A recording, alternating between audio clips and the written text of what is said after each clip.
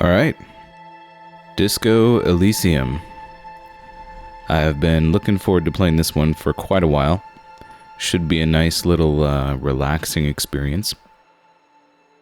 Gonna take things pretty slow in this and just kind of chill out.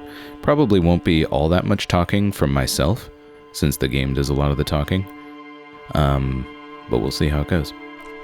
Options. I've already configured everything, I think, to my liking, but as per my usual, I like to show what my options are for those who may care. I don't know if I'll need to turn this on or not, but I think it should be fine with it off, at least for now.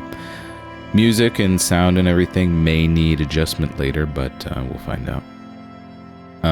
Also this, I'm not sure, I think default is probably fine, especially for the video. I don't want it to be too small, because people may want it to be bigger than I will.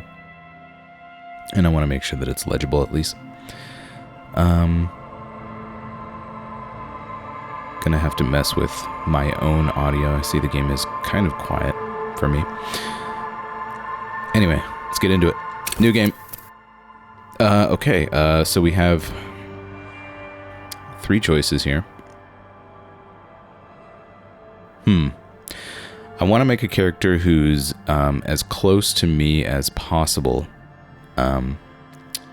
Thinker seems pretty good.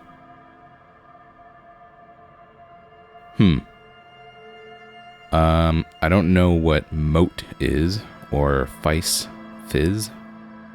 I guess it's probably, yeah, okay, it's probably physical, because it's very high for this character.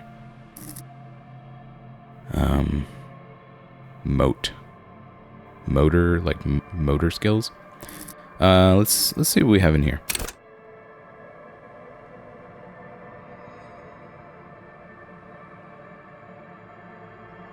All right. Motorics. How agile you are. Well, I'm not the most agile person. How high do these go? 6. Okay. So 6 is genius on intellect. What is 6 in... Oh, so it's called genius for all of them?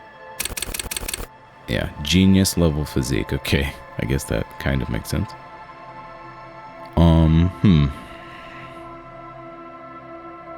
Well, I would like to have this, but, how emotionally intelligent I am. I mean, I feel like I'm like right around here.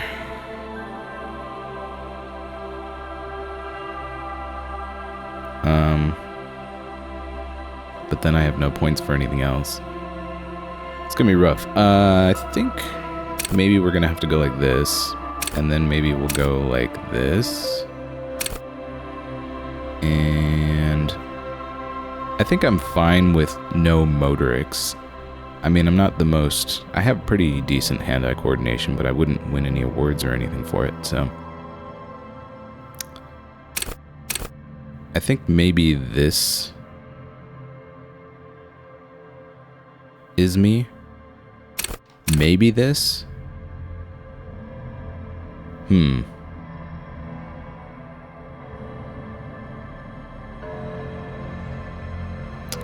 What's next? What do we have next?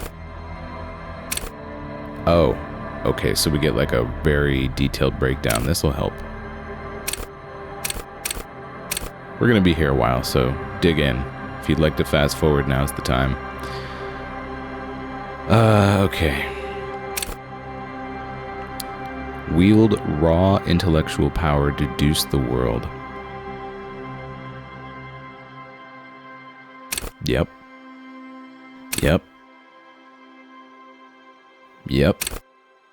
Play the actor, lie and detect lies.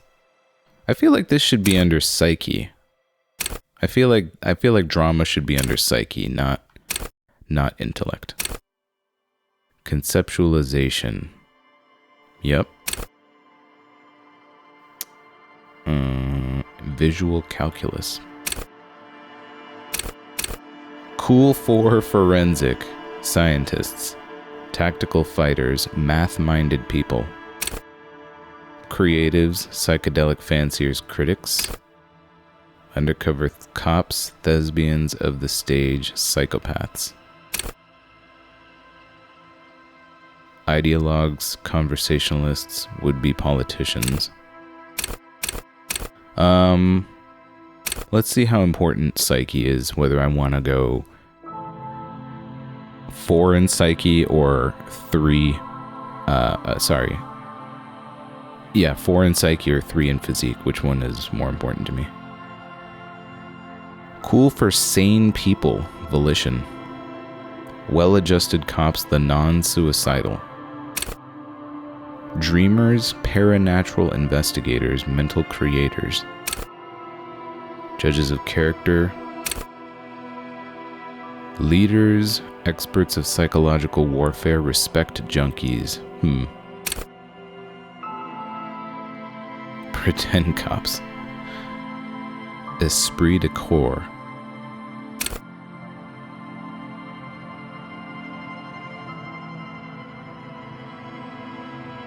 Okay, what's this?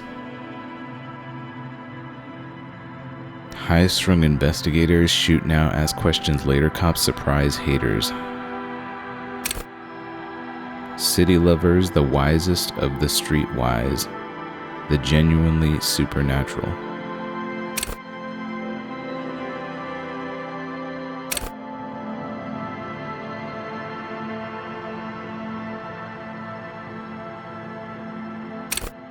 Gym teachers? Okay, I think I definitely want this then. I think I definitely want 4 in psyche and 2 in physique. I value the high psyche.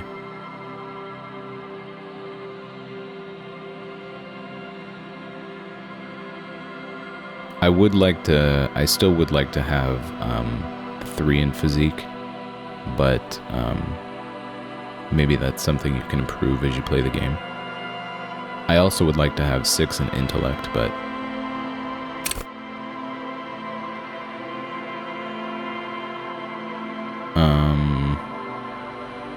maybe we sacrifice 1 psyche point to go in 6 intellect.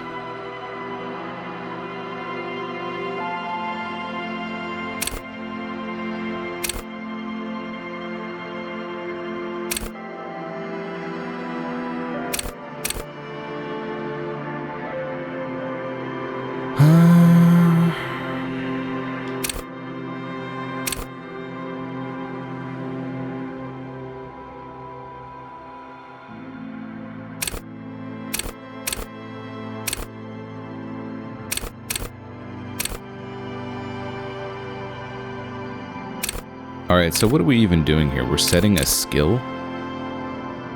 A signature skill. Oh, wait, what? Run that by me again?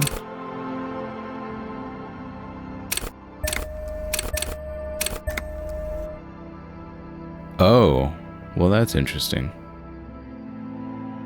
Okay, so if I set it as my signature skill, it gives me a boost to that entire category, that entire row. Well, that's cool. Okay.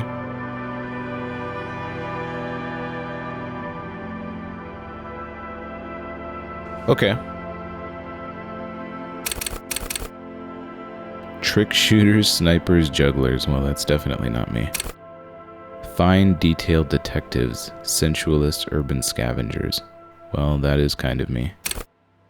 Shot dodgers, thinkers on their feet. Show-offs.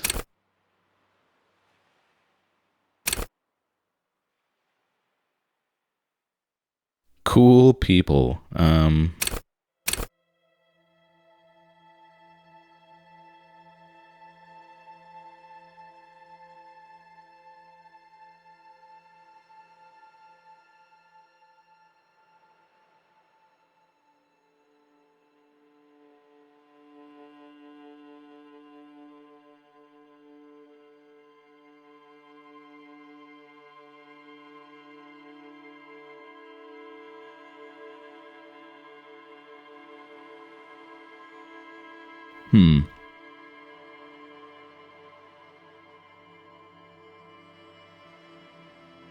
Interesting.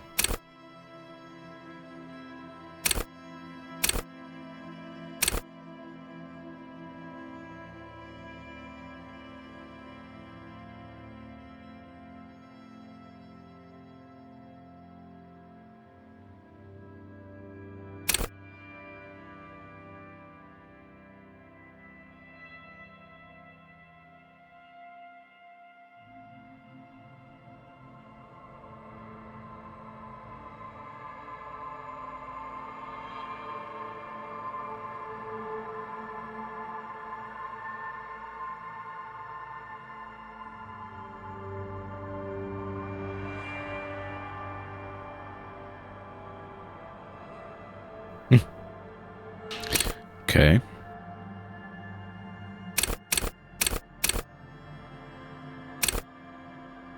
I kind of like this.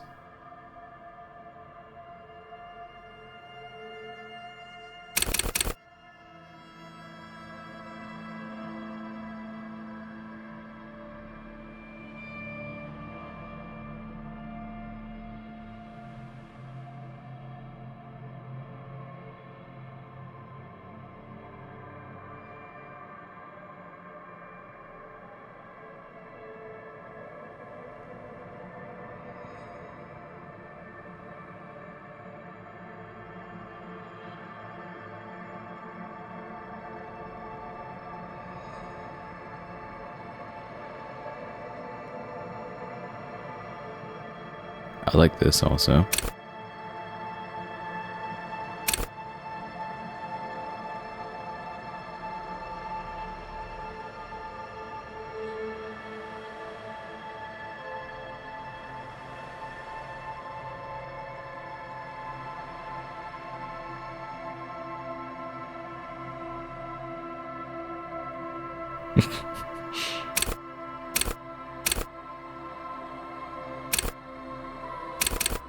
All right, I think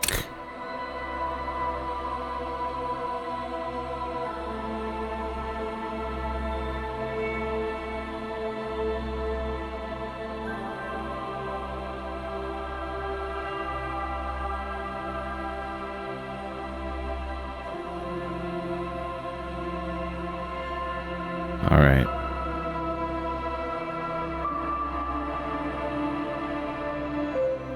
It's tough.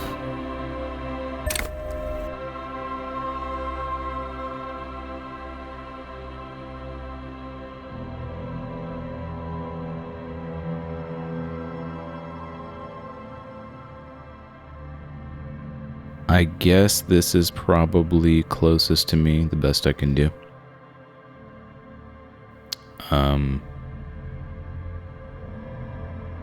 Let's do it.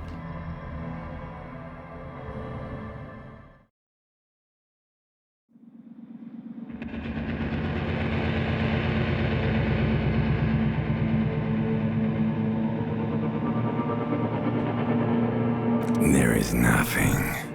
Only warm primordial blackness. You're conscious fermenting it. No larger than a single grain of malt. You don't have to do anything anymore.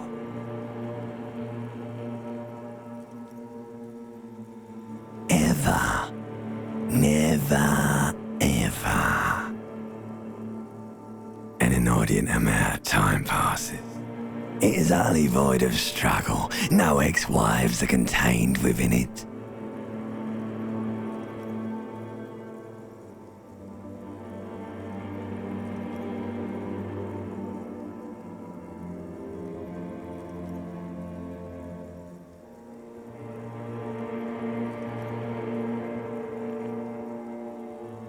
Yes, it is. You got it, sweet brother. Nothing upon nothing upon nothing. I know you do, baby. I know.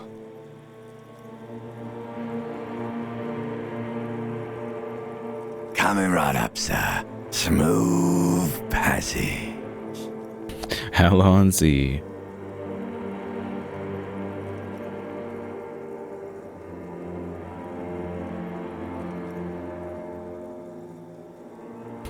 And wanting things from people who don't want to give them to me. Alright, nothing town to fuck all borough.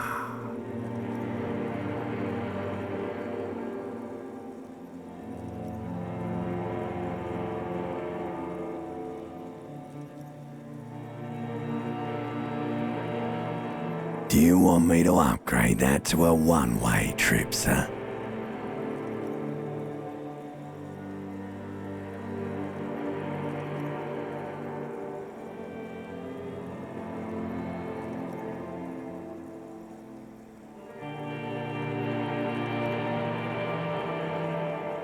Do you really?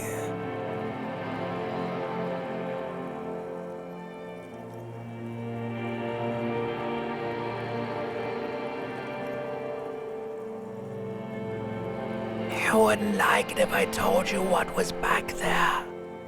Why'd you think you had to bludgeon yourself into oblivion? Or did you not sense yourself marinating? Poured so much on yourself, got a bit carried away, did we, Chef?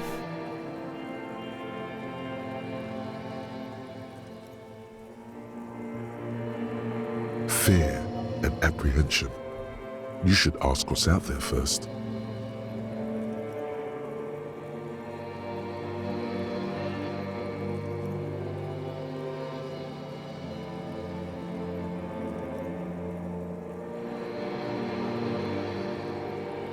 There's this giant ball there. An evil apes. And the evil apes are juking it out on the ball. You're one of them. It's basically all just evil apes juking it out on a giant ball. You can't even make out it's a ball when you're juking it out. It's that large. Infinitesimally small. Infinitesimally. Vying for resources is just a stupid expression you picked up somewhere. The part of the presentation you want to take home with you is this. You have to beat the other evil apes in the face, or you lose.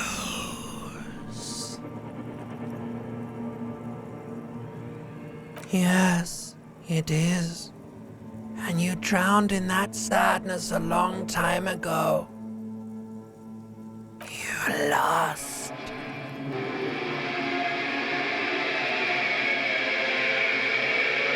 Weird. The sound outside, you recognize it. It's a Caprice Camino motor carriage.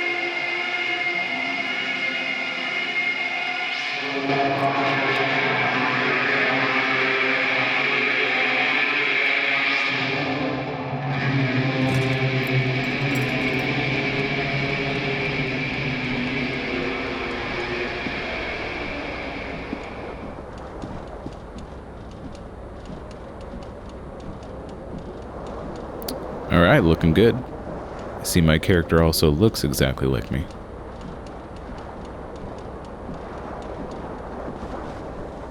Alright, we got movement. What's this? Okay, we can do that.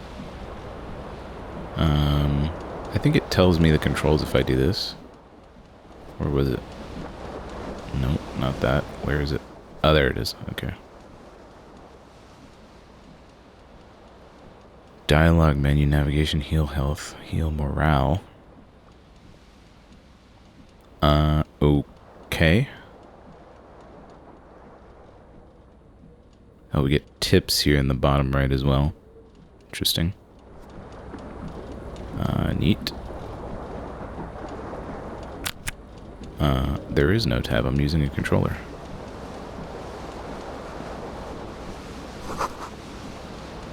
Commodore Red.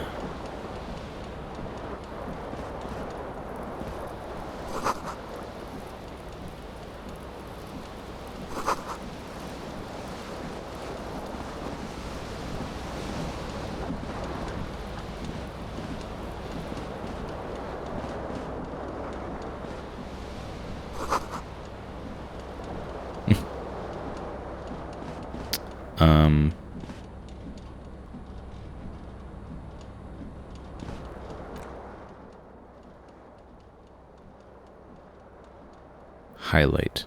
LB. Oh, okay, that's cool.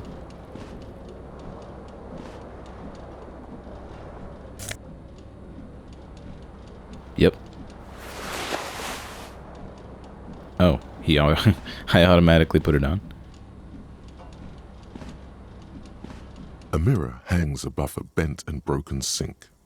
In a fierce discharge of masculine energy, someone has ripped half the faucet off. Was this not the same Elo that founds empires and lays waste to cities, virile, uncaring towards the little things?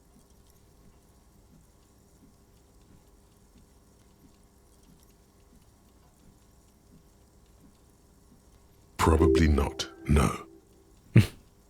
Hot water sprays from the faucet's base, and steam covers the mirror. You cannot see yourself, just a vague impression of a man. Suddenly, you realize you have no memory of the face that awaits you there, underneath the soft vapor. Wipe the mirror. As you slowly reach your hand towards the surface of the mirror. Abort. You clearly have not thought this through. You won't like what you see there, and you will never unbecome it.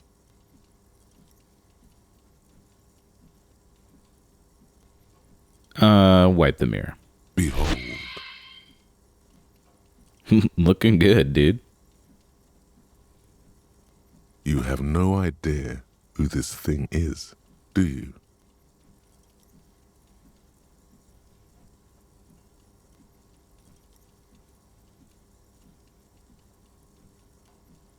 This is the face of a late-stage alcoholic. Too late. You clearly have rigor mortis on your face. Or wait, is that an expression? Are you trying to make an expression with that face? Why?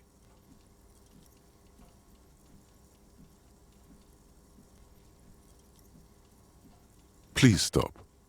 It's horrible. You're scaring yourself. Oh my God. You can't stop. It's like it's not even voluntary anymore. You have worn that grin into your face and now it won't come off. What does it even mean? What is the emotion you're trying to convey?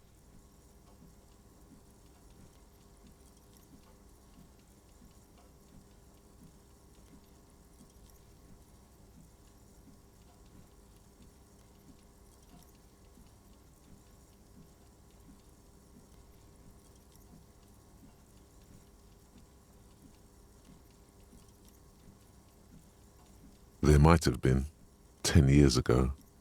It's little more than a cadaverous spasm now.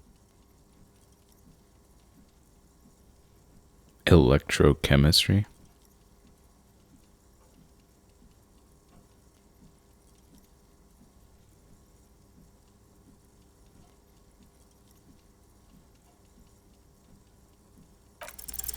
Like the rest of you, it comes from a bad place somewhere in the past. That's all you know for now.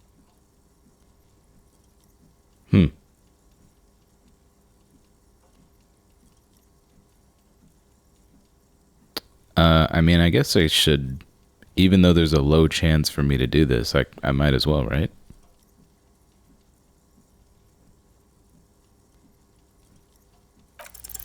It's too late. Like an image on film. The expression belongs to your primary motor cortex. It would take a minor neurological miracle for you to cease producing it. Interesting. So... A mirror hangs on the bathroom wall. Oh, you can't do anything else in here. Your face. This is interesting for sure. Now I wonder, do I have to... I guess I can just quick save, right? Seems good. Oh, what's this?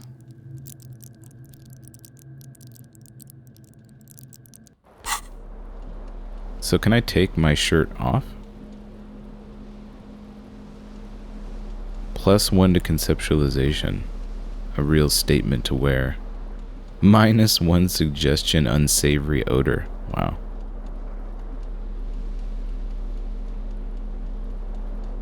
Now it smells like someone took a piss in the armpits.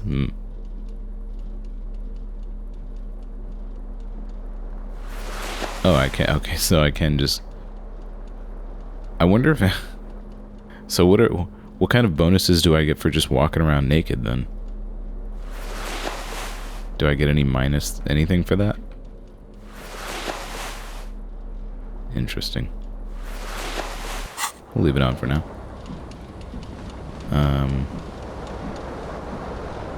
Pants. We need pants for sure.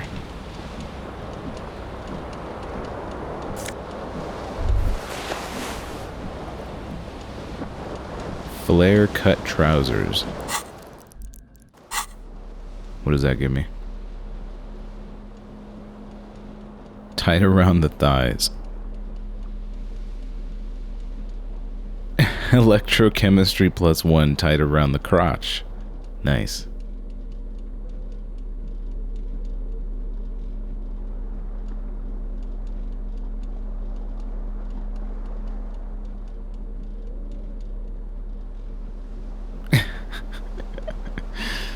All right.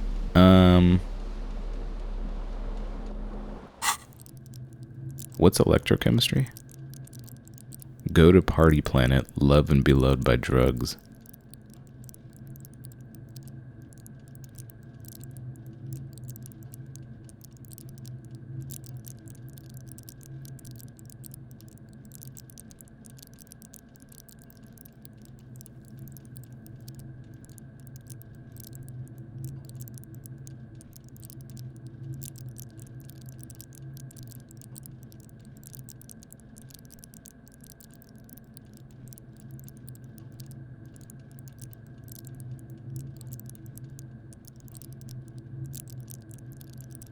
Interesting.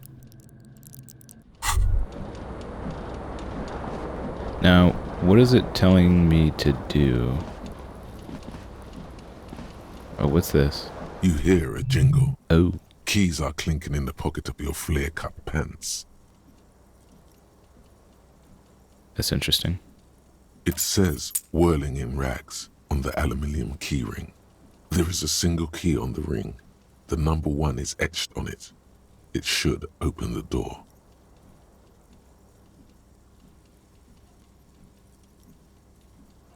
The Whirling in Rags is a hostel cafeteria on the urban coast, frequented by dock workers.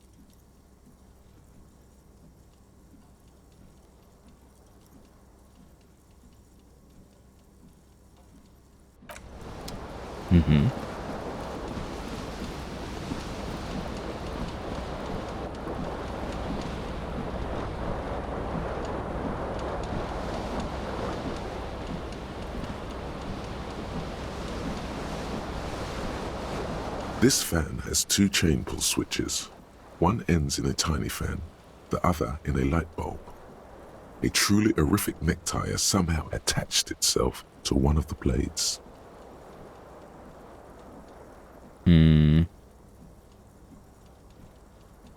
The blades come squeaking to a halt. It should be easier to reach the tie now. You swoop up and catch the tie. Snap. It's released from the blade. Excellent. What you have in your hand is a truly hideous necktie with 4 or 5 different patterns. The knot reminds you of a noose. A terrible mistake. Turn the lights off immediately. You can practically feel the photons burning a hole in your brain. The lights are off. Interesting. So what did the tie give me?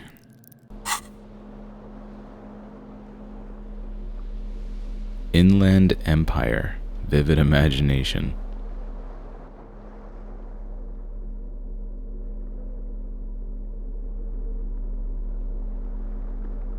You will betray it if you change it for some boring scarf. We may need to betray it.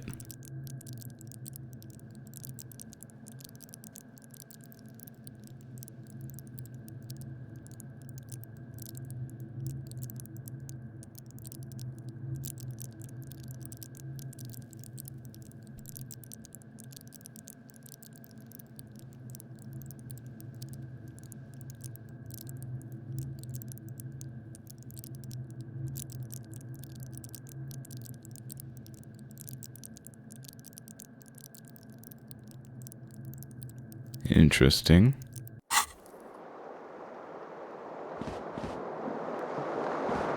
Jacket. Disco ass blazer. Excellent.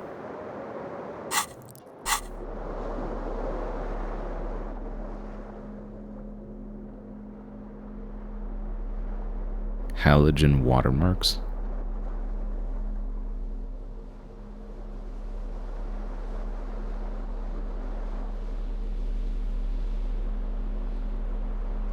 On the back and the right sleeve. Oh, I see. Interesting. It's cool that your clothing gives you abilities.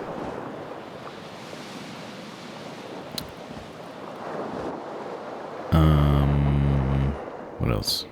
Shoes. Those are important.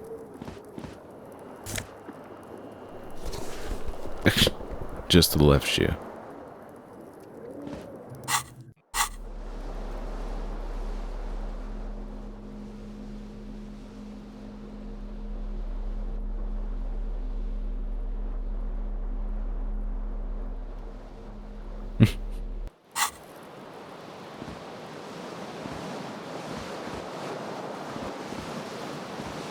Well, I do not know where the other shoe is.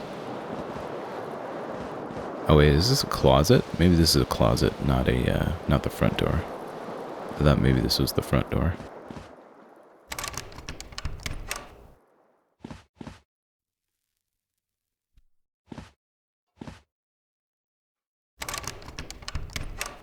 I guess it's locked.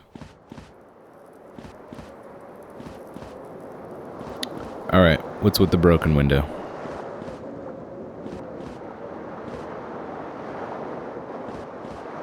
The window stands broken in its frame. Cold wind blows in. Assess the damage. The morning light hurts your eyes. It's hazy, but you see the ocean and some war-torn buildings.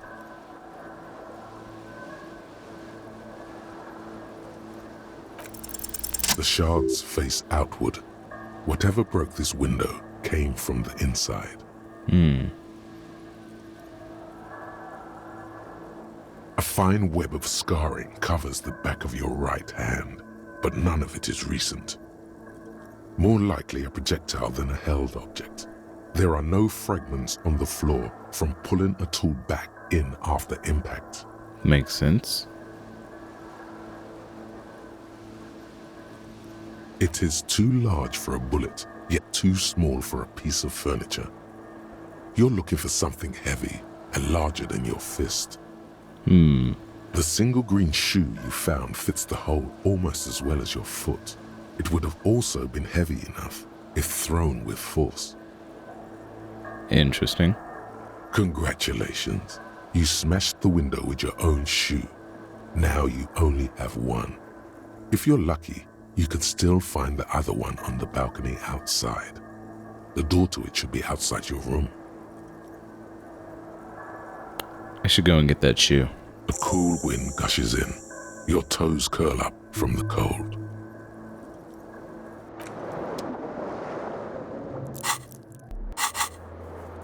Find your other shoe.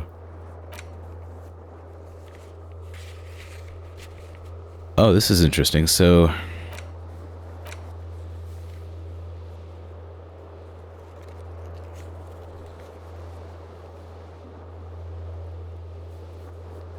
it keeps a list of the things that you can try again once you level up your ability.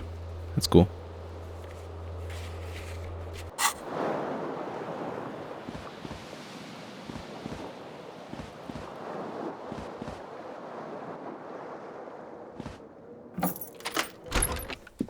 Oh, I can run now, thank God.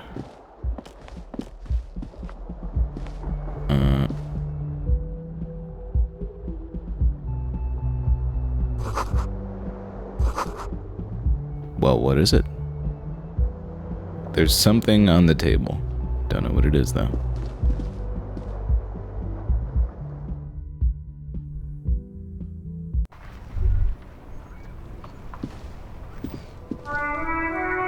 Oh, that's the whirling in whatever that was on my keys.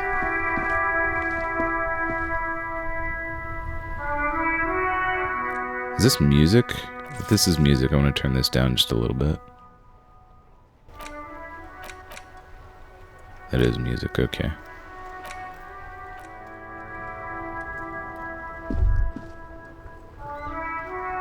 Maybe one more.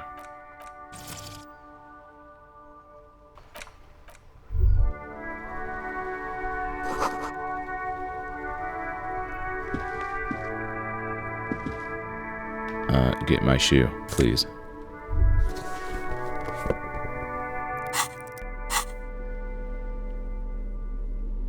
Composure. Ridiculously high heel, okay.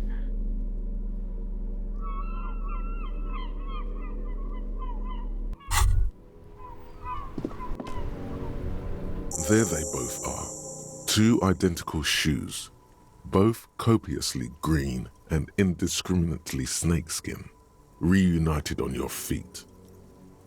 Perfect. Like two baby crocodiles. How do they fit? Good. They're balanced. Comfy. Feels like the only good thing about you right now, truth be told. It's important to have a good set of shoes.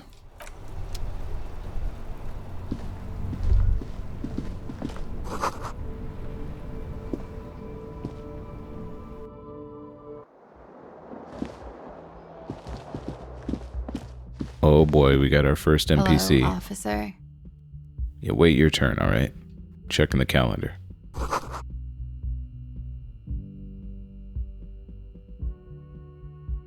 '51 of March.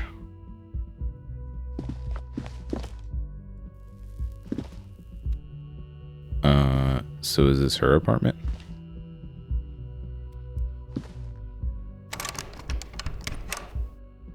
Must be. Alright.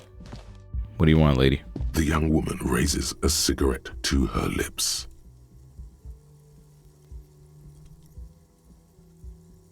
A silver jumpsuit falls off her like scale armor, sparkling.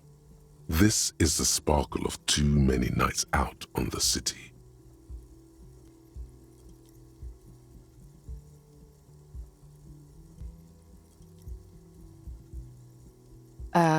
No.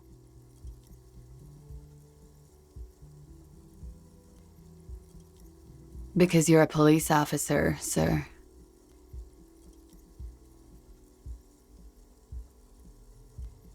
I am, yes. Unless you've been feeding us a set of very well-rehearsed lies all this time. You've been here for 3 days. On official police business, no less. Couldn't say. In truth, so far, mostly drinking. Sounds about right, yeah. You have no doubt about the drinking. But Yeah. do you strike yourself as a tight-lipped drunk? She must have heard something.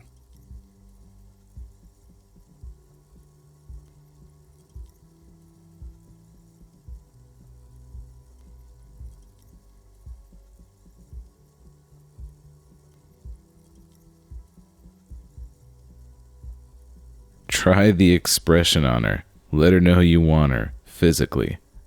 I mean, it sounds fun to do that, but I'm gonna try to play this like I would, as close to how I would choose things in real life.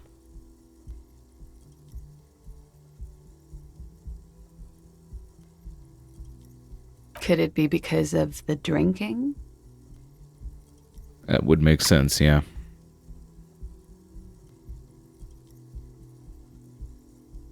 Don't be so harsh on yourself. They let almost anyone be a police officer. Good point.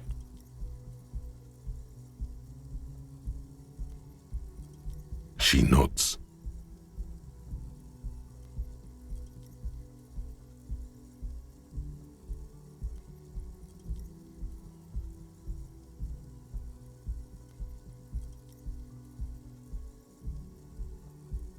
There's a mercenary out back.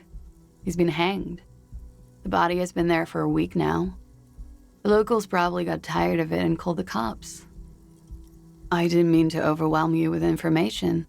You seem a bit lost, officer.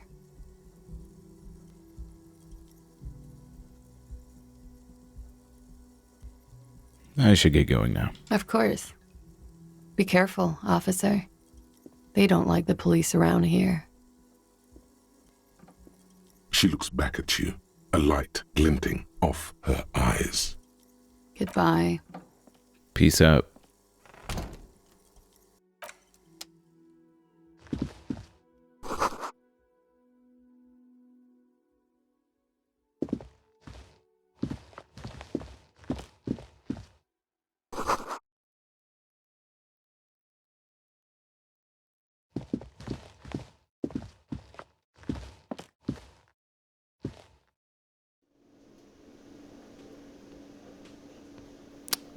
Where am I? Oh, I see.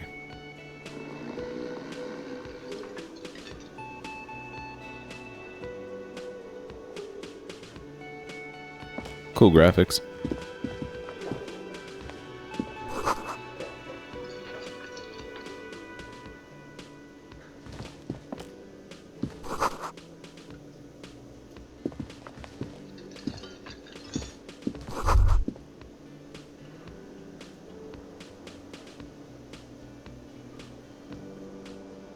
You should totally sing karaoke here, the first chance you get. Your emotions need to be expressed. People need to know your vast, oceanic soul.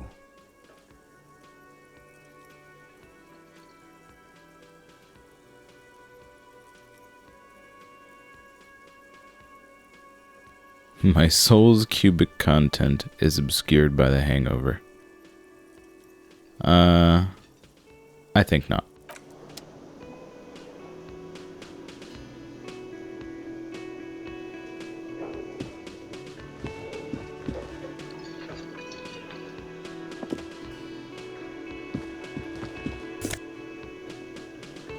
What is this? Nosafed.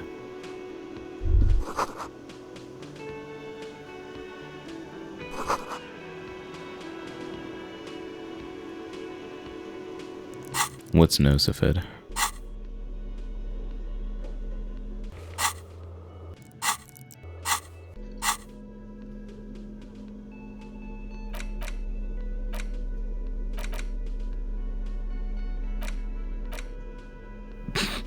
I don't know.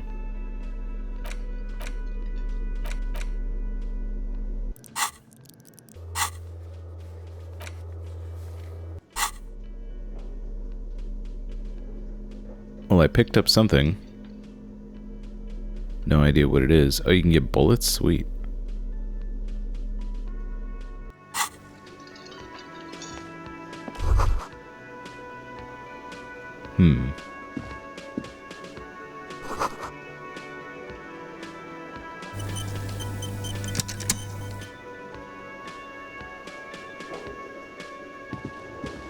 A man in his late 20s stands behind the counter, inspecting a stuffed seabird.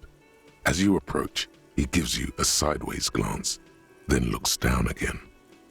That was disdain in his eyes. Even now he's purposely ignoring you.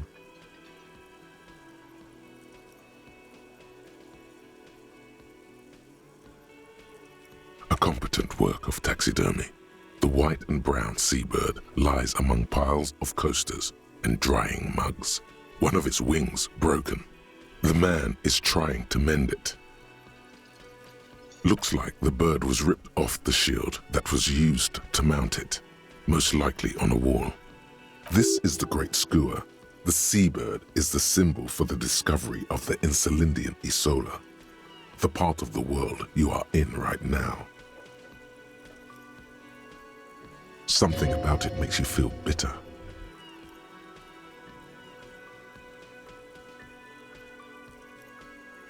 Sounds like I probably did that.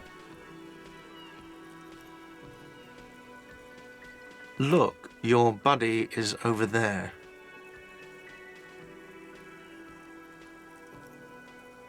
Why don't you go and talk to him, okay? I'm a cop and I talk to whomever I please. I don't like this guy's tone. He pretends not to hear you, concentrating on the bird instead.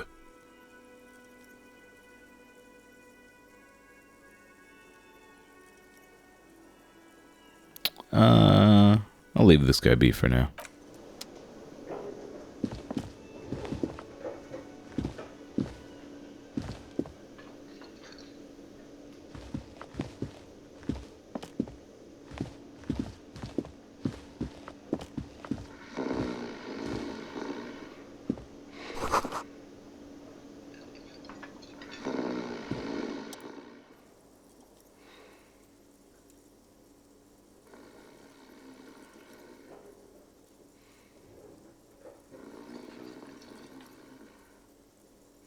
On the counter, rolled out of his open hand, you see a blister pack of headache medicine.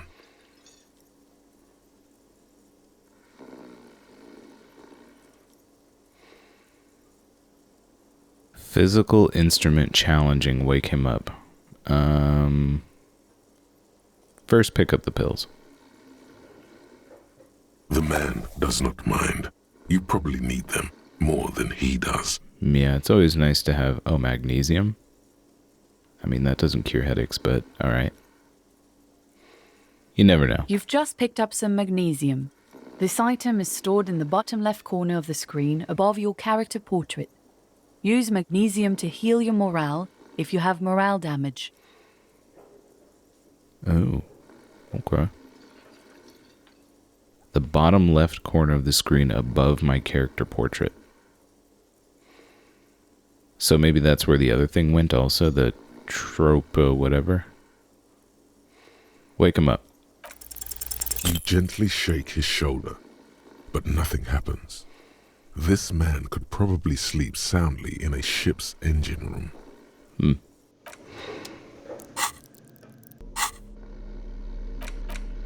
Yeah, it doesn't show it.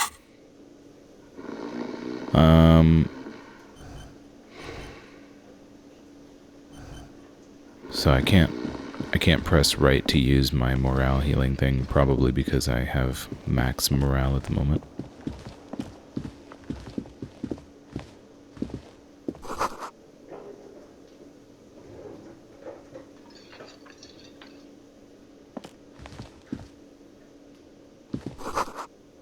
I was gonna say, is this a pinball machine? What's up, lady? Hello, sweetie. Cryptozoologist's wife.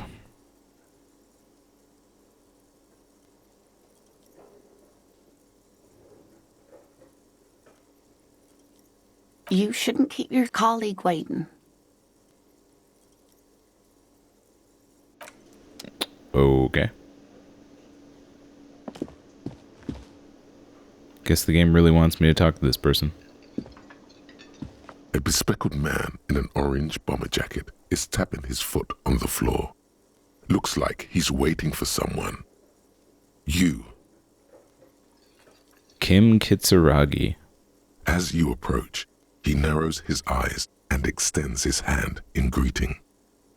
If an assault were launched on this building right now, if the windows came crashing down and the whole world descended upon you, this man would hurl himself in death's way to save you. You are sure of this, but why?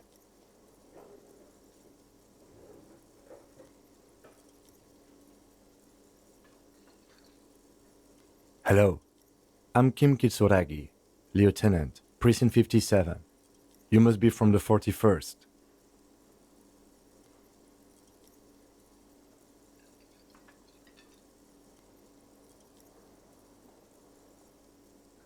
You realize he's waiting for your name. This is your chance to come up with a really good name for yourself. Get creative. Conceptualize. Alright.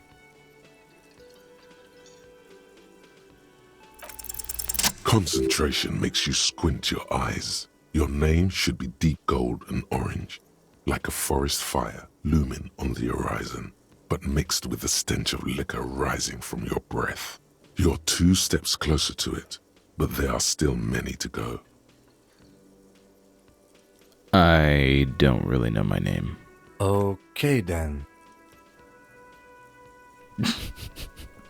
It looks like we had a little scheduling error on Sunday. Saturday too, actually. Have you had time to talk to the manager here?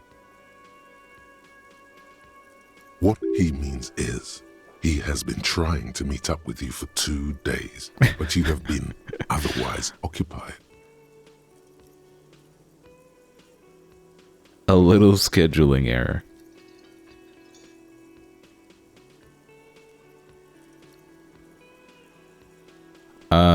Yeah. Just talk to him. If you don't mind, we should talk to him again.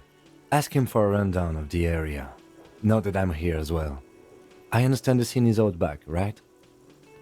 It also wouldn't hurt to assure him the police are finally here. In full force, I mean. Have you mapped out the initial interviews? I haven't. Okay, we'll have time for that after we take a look at the coroner's case. Have you removed the dead body from the tree?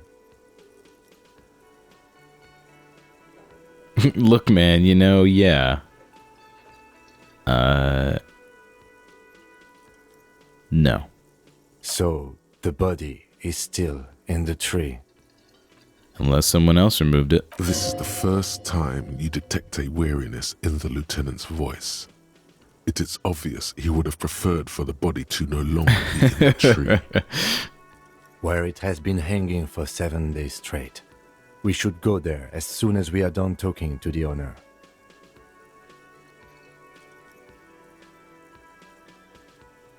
Let's get going then. After you, officer.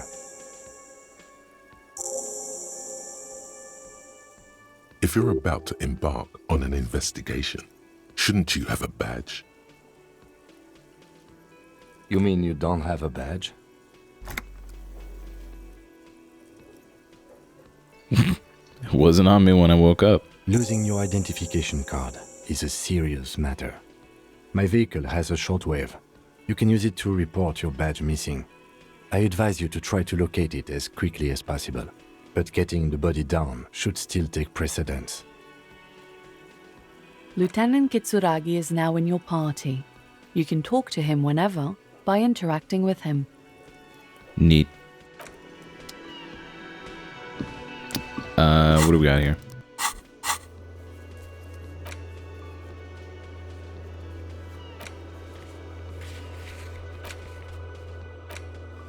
Cool. Alright, let's talk to this jerk. Hey buddy, I'm back. The man with the unimpressive beard notices you approaching. He drops the ledger he was holding and turns to the lieutenant. What are you looking at him for? He your girlfriend or something? Mr. Gart, right? You run this place. Yes. I am Kim Kitsuragi from Precinct 57. This is an inter-district investigation, so joining me from Precinct 41...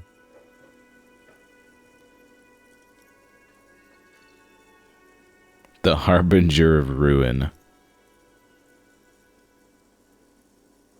I'm currently in between names.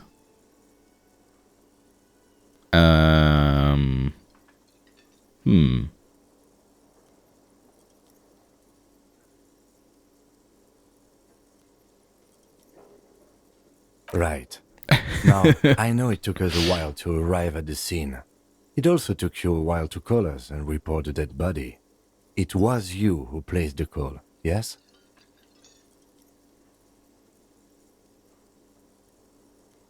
No, I only just got here. It was probably Sylvie who called you. She usually works the bar here. I'm only temporarily taking over her duties. Do you have her number? As a matter of fact, I do.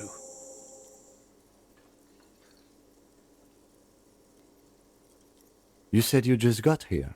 From where? Are you a local? What, of Martinez? No, I live in Jamrock. I only sometimes come here to keep an eye on the place. This is just one of the many cafeterias I manage.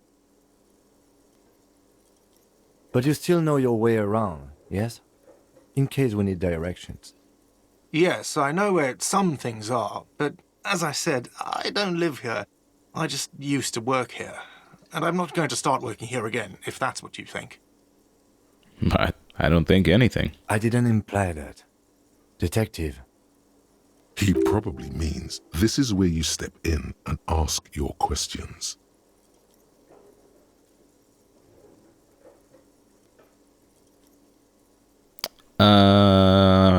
Right then. Questions. You know what? I think I'm good. the body was behind the building, right? How do we get there? Behind this building, there's a courtyard. They hoisted him up on a tree there. And how do we get there? See that door there? Go out and turn right. There's a big hole in the fence. No need for a key. Just go through that hole and you'll be in the courtyard.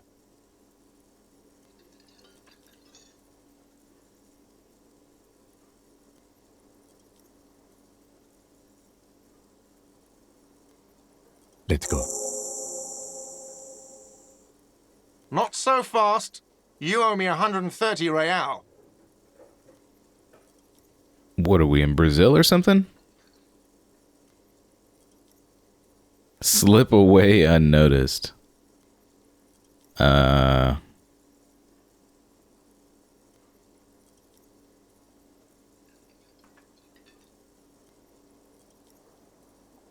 mean, clearly I did something to the bird.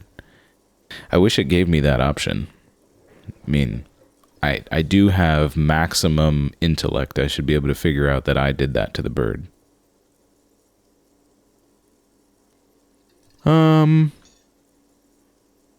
What's real? Oh, excuse me. You owe me 130 real. The IIR, or Inter-Isolary Real, is the global reserve currency. Whatever part of the world you're in right now, it's safe to assume he means you owe him some money. Oh, you mean I owe you money? Wow, you're a genius. Yes, that's right, money. You owe this establishment 130 real. You're under arrest.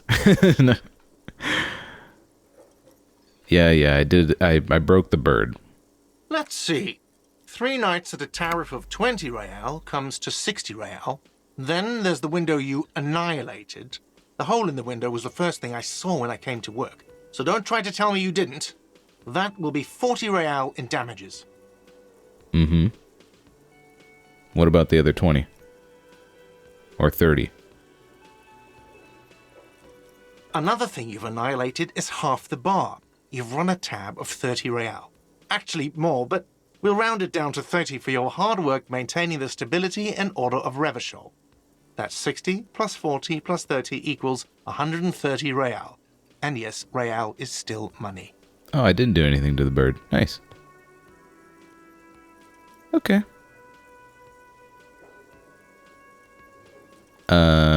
I don't like any of these choices, actually. Can I just leave? What are you, a philosopher?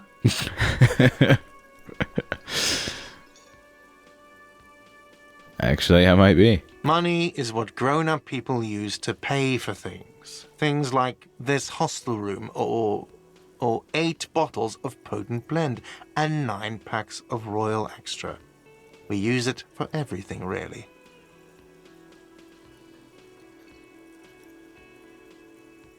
I don't think I have any money.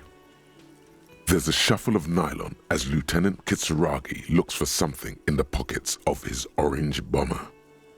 That's cop 4. I haven't offered to pay because I don't have any money either.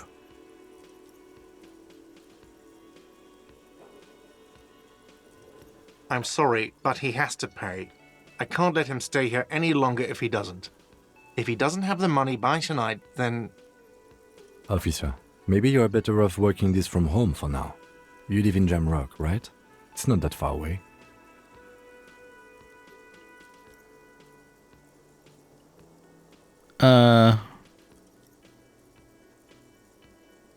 I'll see what I can do. I'm sorry I couldn't help more. You should take this up with your station. I have a shortwave radio in my car, okay? We have to get this investigation started now.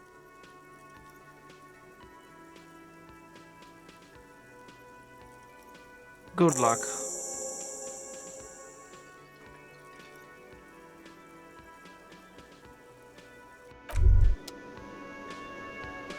By the way, where is home? The address is coming up blank, and this place sure isn't it. I have no idea. But you've been at this hostel cafeteria for only 3 nights. Where were you before? You had to be somewhere.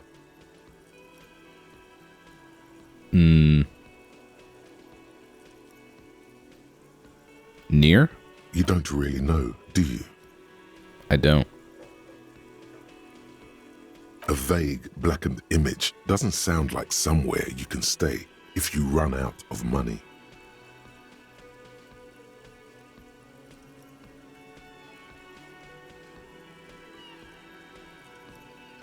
Could I trace the way back somehow to the exact street, the exact number on a building? You can try. Run some addresses in your head when you get the time. Maybe a street or an apartment will appear. Sounds good. Okay. Well, we already got a lot of things to do. What's this do? Ooh. What? This is crazy.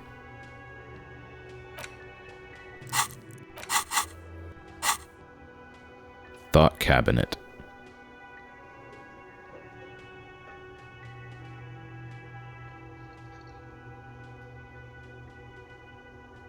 Factual memory returns. What is this?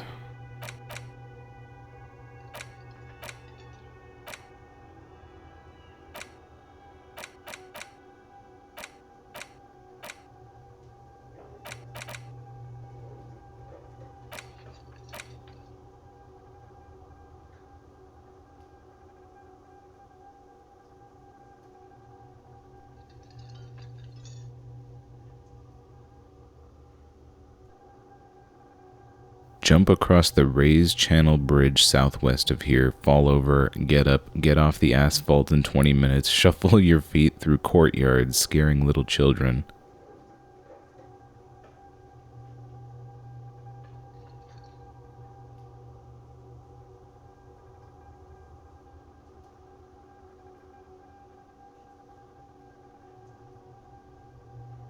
Okay. Research time 6 hours 5 minutes. So what is this? Is this like I'm like thinking about it in the background, I think? It's just like something that I'm thinking about, maybe?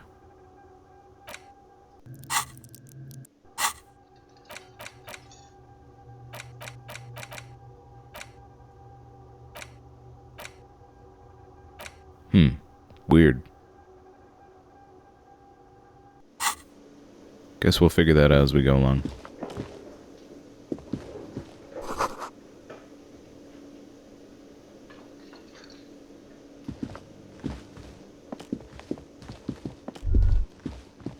The theme on that pinball machine is a standard royalist theme, used on everything from pinball cabinets to full flavor cigarettes. Clinging to a picture book version of the past century, waiting for the king to come back and cast out all the profiteers and homosexuals. Basically, imagine a yellow plastic crown with a liquor brand emblazoned on it.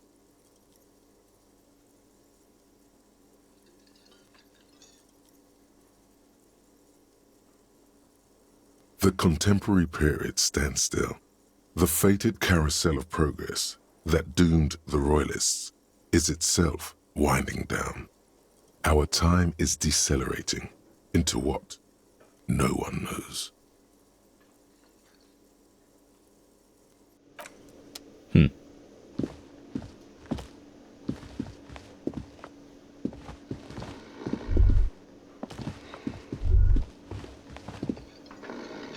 That sugary black rum stain on the counter makes you teary-eyed with joy. It's almost touching how syrupy and sticky it is. How long have you been up already? No. Oh, excuse me. Do you have something better to do than lust for sweet syrupy rum and lemonade? With a twist of lemon? Maybe lime. Maybe who cares? Just rum?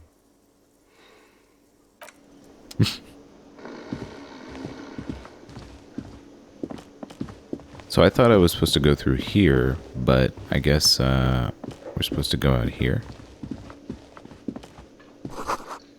What? How do I get out of this place? Oh, this door, okay.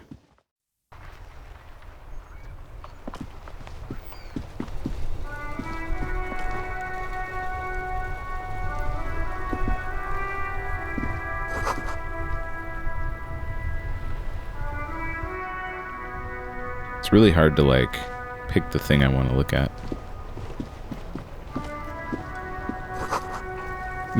Great sign.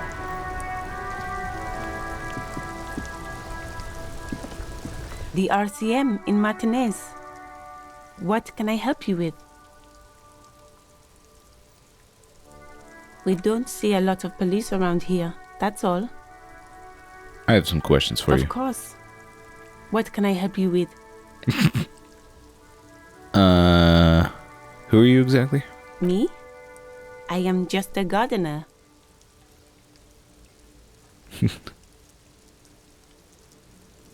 I mean, I'm guessing gardening, but... I'm working. On? I have a greenhouse in the yard there. I've been trying to get some work done. She realizes she's about to criticize your work, or lack thereof.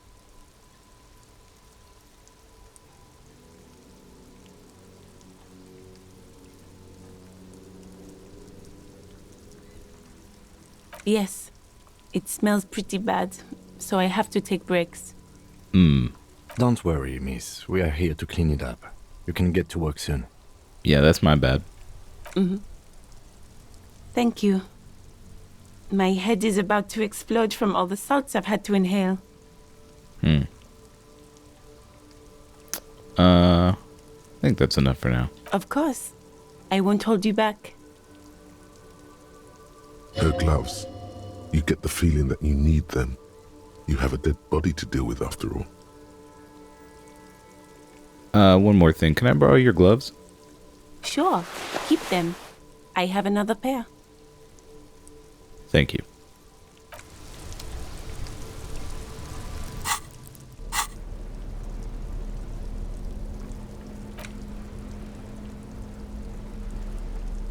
Interfacing.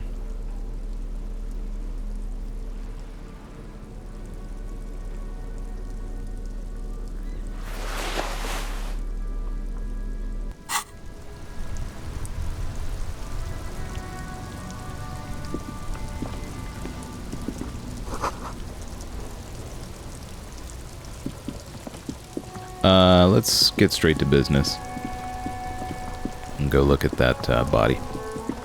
It's probably important. So a few minutes have passed now. Am I working on this thing? My thought cabinet? Yeah, okay. So it passes with... So basically I'm like thinking about where I live.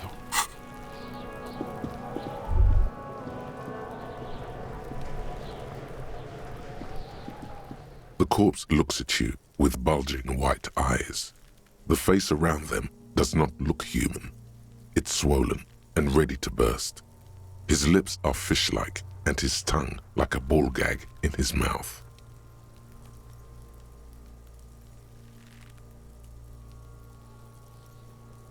You seem to be holding your breath.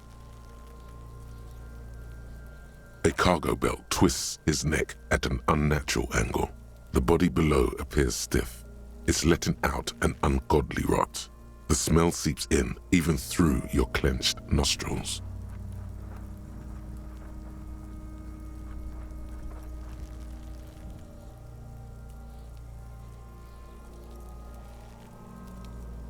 Legendary. Let's do it.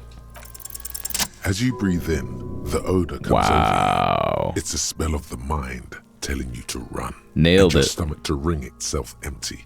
With your hands at your sides and your eyes squinting, you stand in it.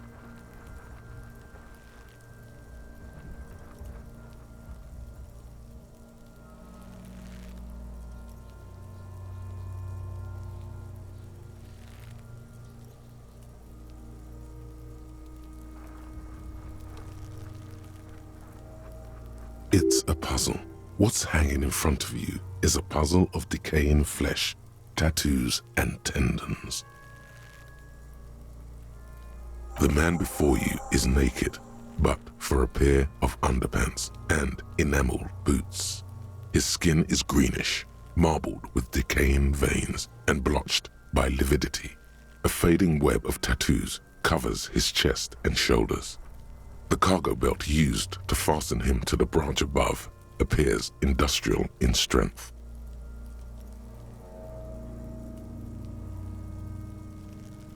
The material appears to be ceramic. Its clean white stands in stark contrast to the decaying flesh above the knee. The man wore thick polymer socks, probably for padding. A fine array of interlocking plates covers them.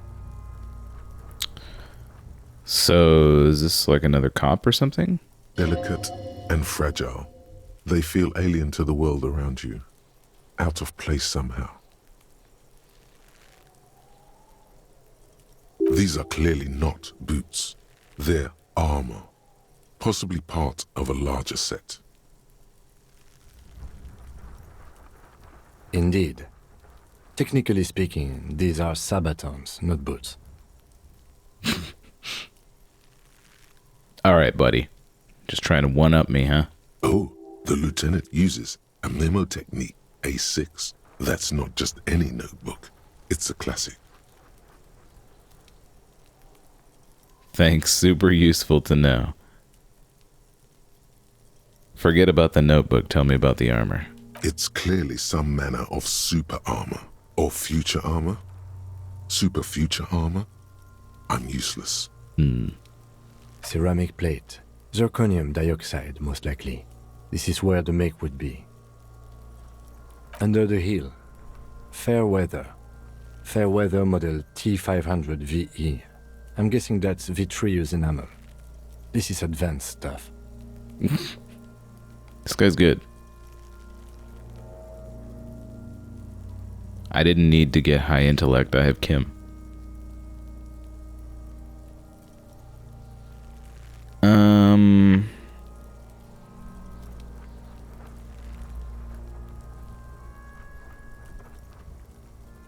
The locals probably scavenged it. It would be odd if he had more on after 7 days. We should keep a lookout for these pieces. The armor could yield information. Maybe he'll know something.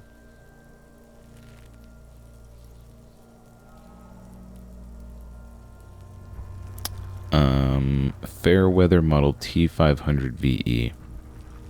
The sabatons dangle off the man's decaying form, ageless and synthetic.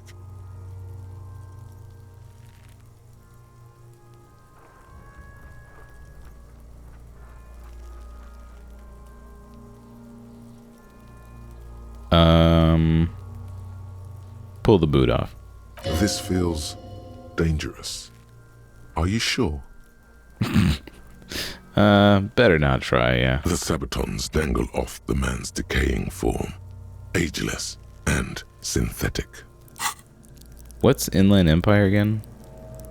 Hunches and gut feelings. Okay.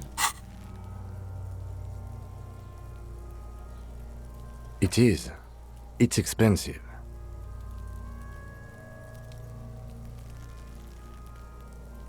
We've requested similar material for our tactical units for years now. The constabularies deemed it too costly. In that time, we've lost 6 men to semi-automatics. For a full set, about 4 years of wages. Jeez. For the northwest region of Revachol, an officer's average yearly income is 5,500 real, unadjusted for rank.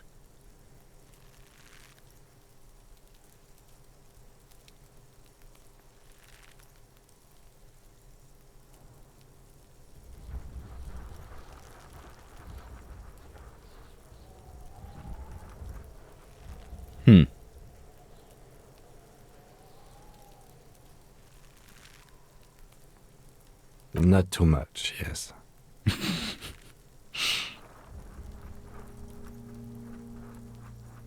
No wonder I can't pay my hostel bill.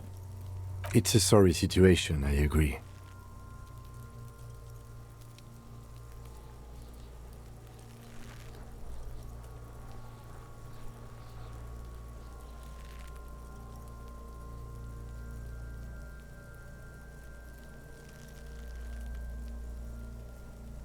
That's for us to find out.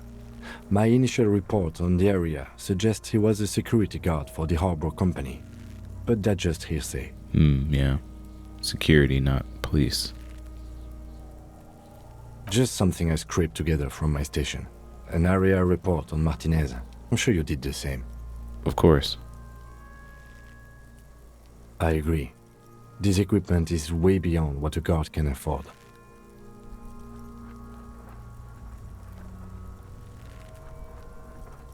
The cadaver slowly twists on the cargo belt, his torso covered in tattoos and extremities blotched pink and blue.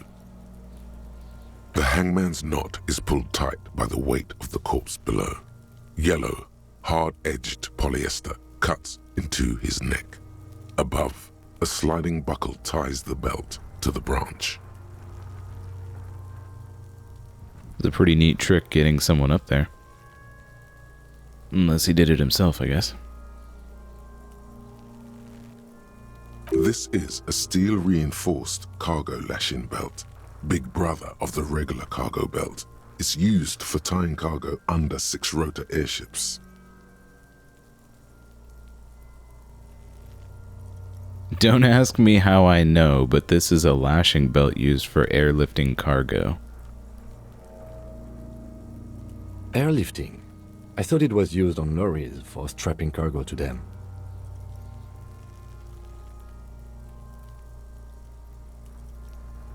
The local harbor uses 6 rotors to shuffle containers around. I get the sense they use whatever was on hand without paying much attention to not incriminating themselves.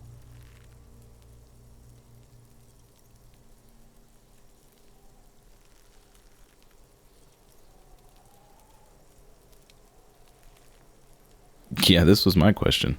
A noose is one of those things that's easier to use one way around. I think they lassoed the branch, then pulled on the belt, buckle closes. It's what I would do. Seems easier than climbing up there.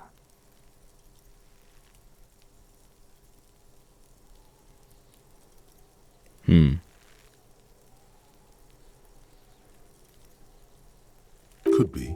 The shape of the branch supports the theory.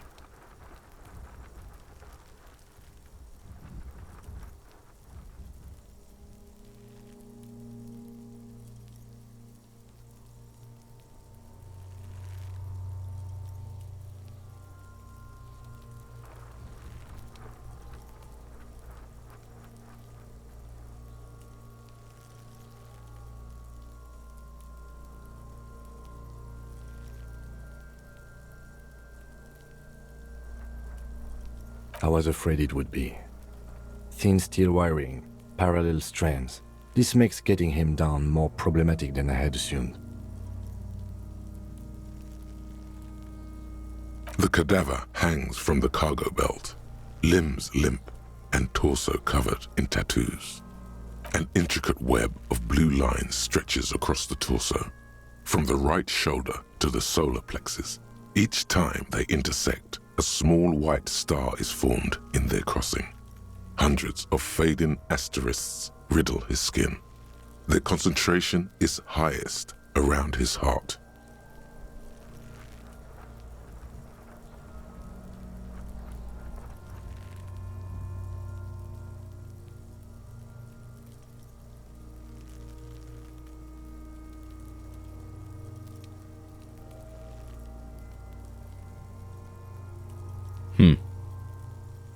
His corpse is marked by stars. Alcohol and heartbreak.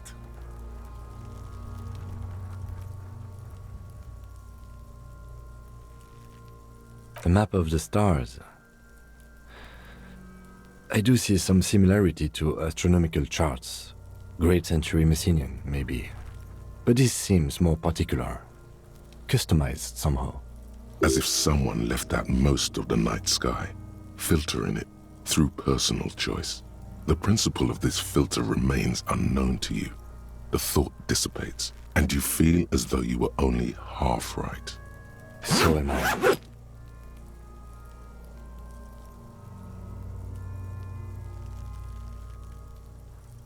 He takes a thin piece of milled aluminium from his coat pocket and pulls it open. Sounds like a sword being unsheathed. A small lens appears. Some sort of camera. Shit, Kuno! What the fuck is that? An instant color camera.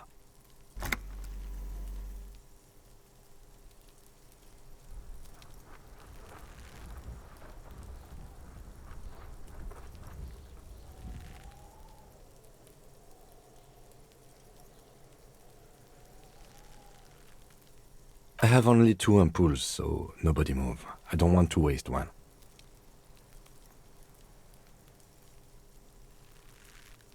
A sound, a shrill flash, followed by the breaking of a small ampoule of glass. You see streams of color pour onto the thick, glossy piece of paper, rolling out.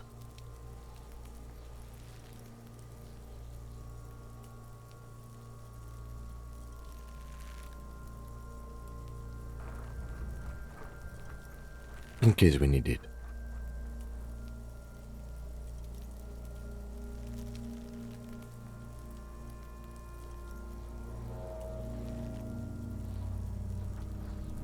Yes, it is pretty cool, isn't it?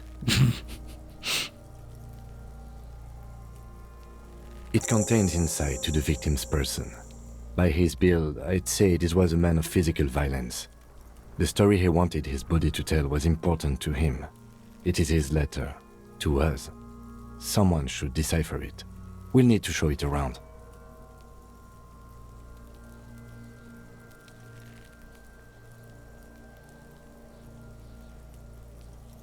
Here, a souvenir. Don't lose it. He gives it to me anyways. I really didn't want to hold on to it, but okay.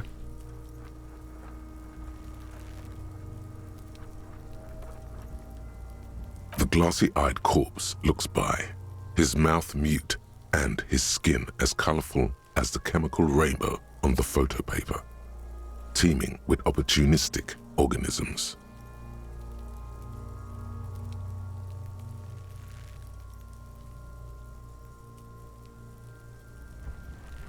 You've acquired an interactable item. Investigate this item further by going to the Interact tab in your inventory.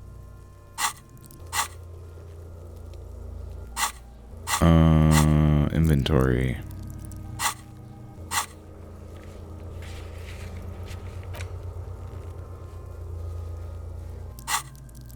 I can't go to my inventory.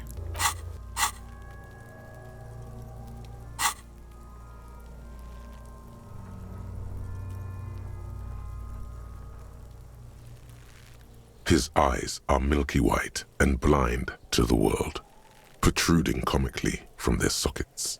There is no one home, just subaquatic terrors there. Dark brown hair grows on his head. His face is ready to explode from the organic processes inside. The death's head grin has passed. What remains is an unrecognizable mess.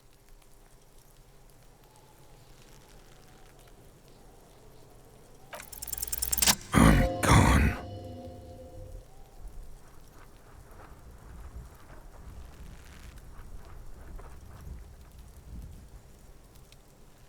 I'm a joke. Look at me. A killer. A motherfucker. And a killer. Go ahead, Cobbo. What do you mean? It's the power of your imagination. ahead. Ask me more questions. You fucking love questions. Into the wild pale yonder. In the past, way out in the west. Come back later, Corpo. Amuse yourself with my frank manners and my memento mori features. If possible, also, see me in your dreams. Where's the script for that? I don't see that anywhere.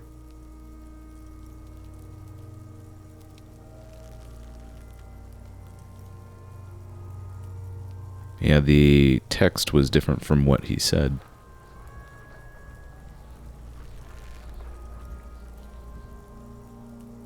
So how do we get him down? Are you sure we finished the preliminary examination of the cadaver? We might miss some of these things once he's done.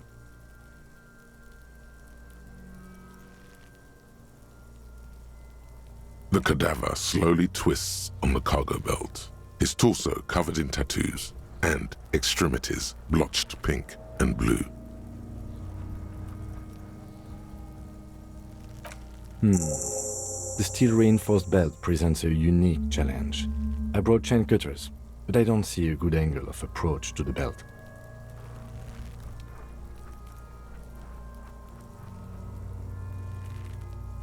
He doesn't actually think the challenge is unique.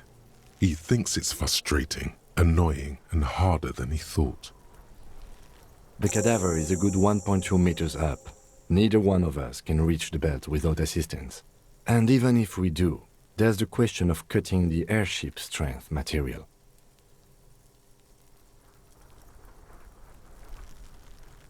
Maybe we could shoot him down.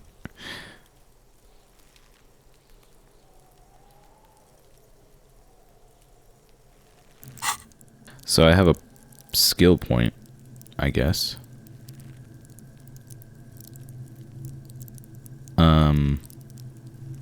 So that means basically I can boost something.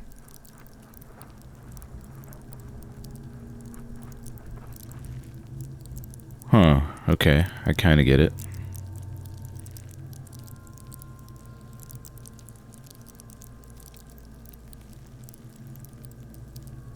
I feel like I want to go more perception.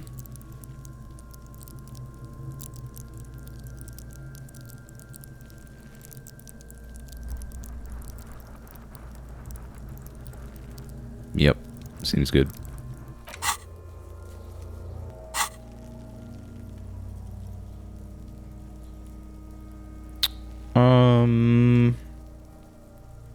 Saw the branch?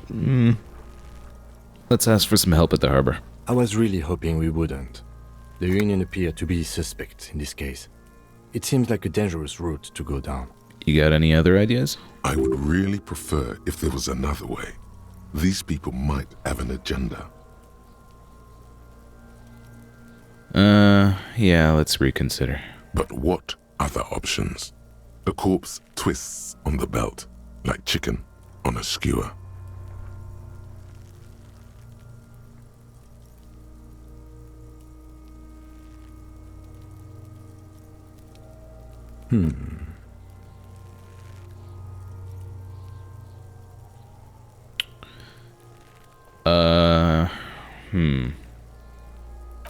As you narrow your eyes, the monster before you blurs into a violent mess of green and pink. This is a trick. You've done it before. Pink is where the blood settled in the first hours post-mortem. You can use it to see if the corpse has been tampered with. Does his position at the time of death match the discoloration? Only the lower extremities are pink with a dash of blue. His fatted hands, thighs, and his neck, just above the noose. The rest of the corpse appears dark green in the cold spring air.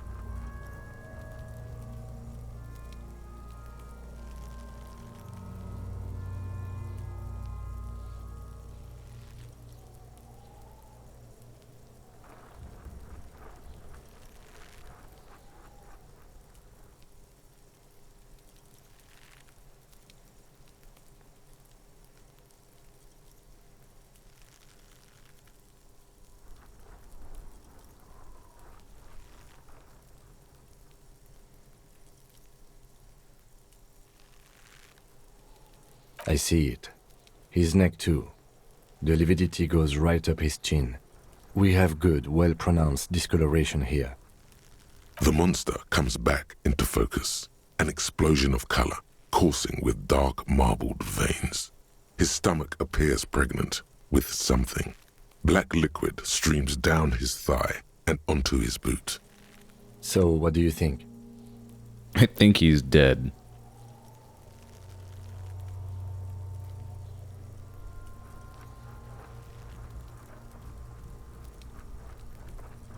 I think he was upright after death. Agreed, especially on the neck.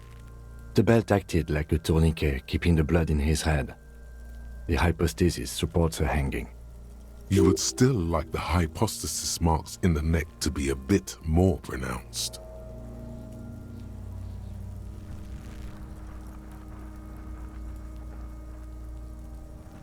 Maybe it looks faint to you? It could be more pronounced, actually. Dûment noté.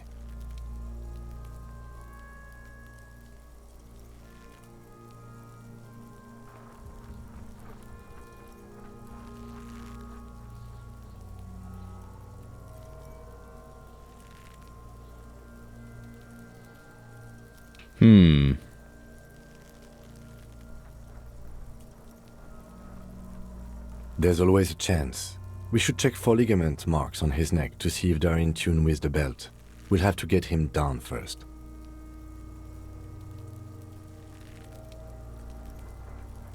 But there is no breath to catch. Only the cadaver filling the air and your nostrils. He slowly rotates before you, decomposing. Yeah, we need to talk about getting him down. Yes, we do.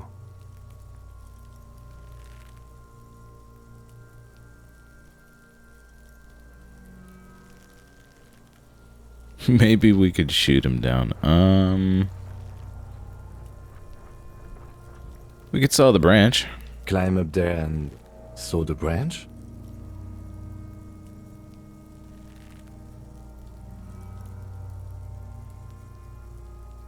Yeah, there is a ladder on the side, on the tree.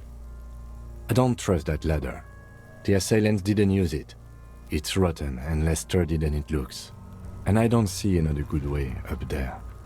Honestly, I prefer a non-acrobatic solution to this.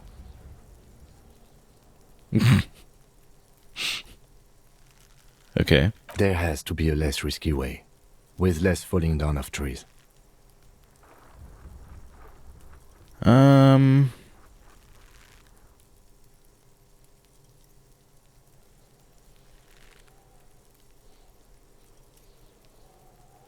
I guess we have to do it then.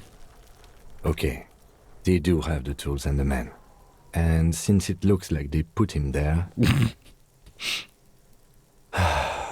Okay. Let's do it in the lousy, dangerous way.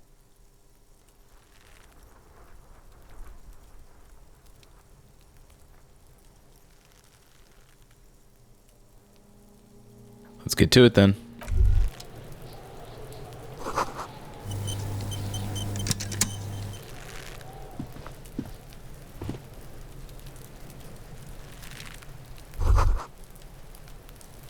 Rickety, but still climbable, huh? I see.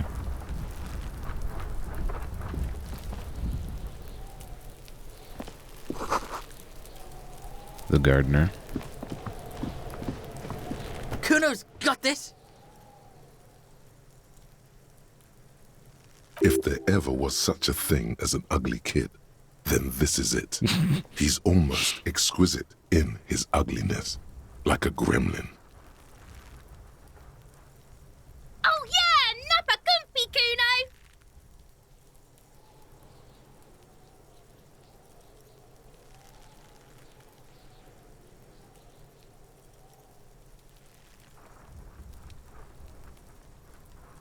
Can't talk, pig! Shit's coming up strong! Throwing rocks! Shit coming up strong. That sounds good. Joyous. You should hang out with this kid and see what that juicy shit is all about. Yeah, Kuno! Ride the lightning, Kuno! Kuno's riding it, see? The rake, Kuno! You should throw the rake at him, Kuno! The fuck? Does Kuno know what a rake is? Kuno's not a gardener.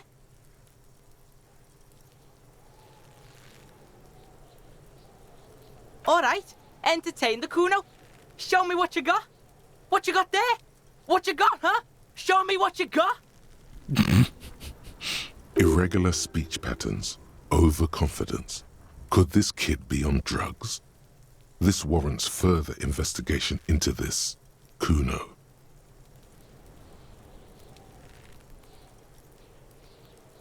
Shitload pig. What's your question? Don't tell the pig shit, Kuno!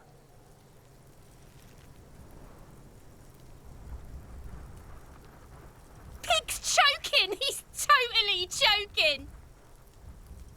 If I were to want to waste my time, which I do not, I would ask them who he is, how he got there, and the usual. The usual being, have you seen anything out of the ordinary? Or have you seen anything suspicious?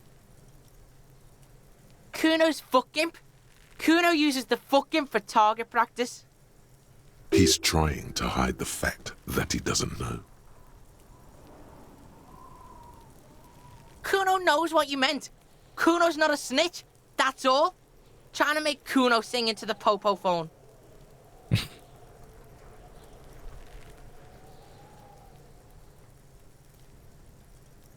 Probably climbed.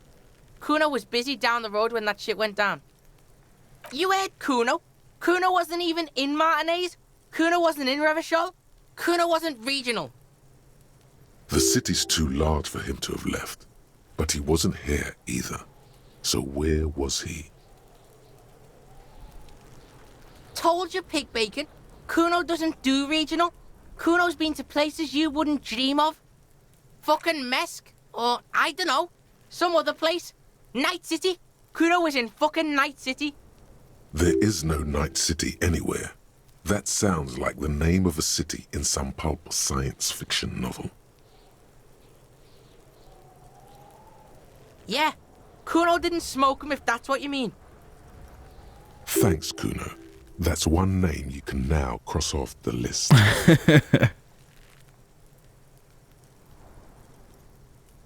Just a couple of pigs sniffing around in the dirt.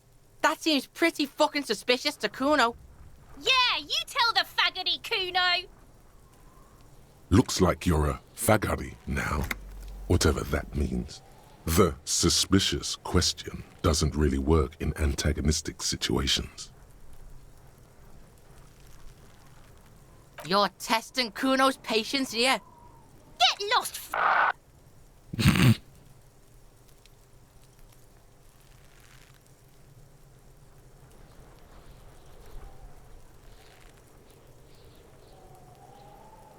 Right, pig. This is where Kuno plays with his little wooden choo-choo. What do you want with it?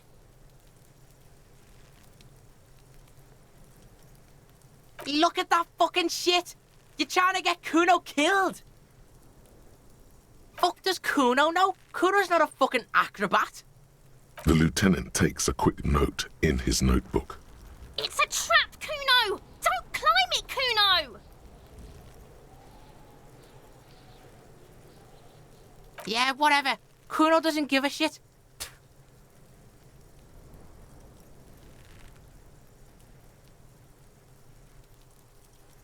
Kuno doesn't fucking care. Good chat. Now you. Kuno, the pig's getting pretty close to me. Come to snuff my shit out, I think. Looks like it's time for me to go, Kuno. Pig's come to take me in. I'm going away for a long, long time, Kuno. Going away for life. What's going on there? Fuck are you trying to pull, pig?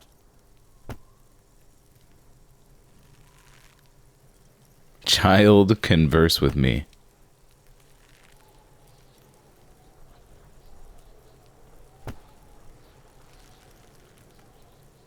What's this kid shit? Fucking mind games. I'd rather die than squeal. Get the fuck out of her face! You got done! Talk to me! Alright. What do we got here? There are several footprints in the mud, left by work boots. Anywhere from 6 to 12 pairs have walked here. Get an exact count. Maybe more than 12. No, 8 pairs of boots have shuffled back and forth in the mud. 1. Standard work boot, steel reinforced toes, number 46. 2. Standard work boot, steel reinforced toes, number 44. 3. Hobnailed work boot, steel reinforced toes, number 43. 4. Standard work boot, number 45 or 46. Which is it? You don't know. It's a miracle you can tell the prints apart as it is. The cold must have preserved them. Go on. 5.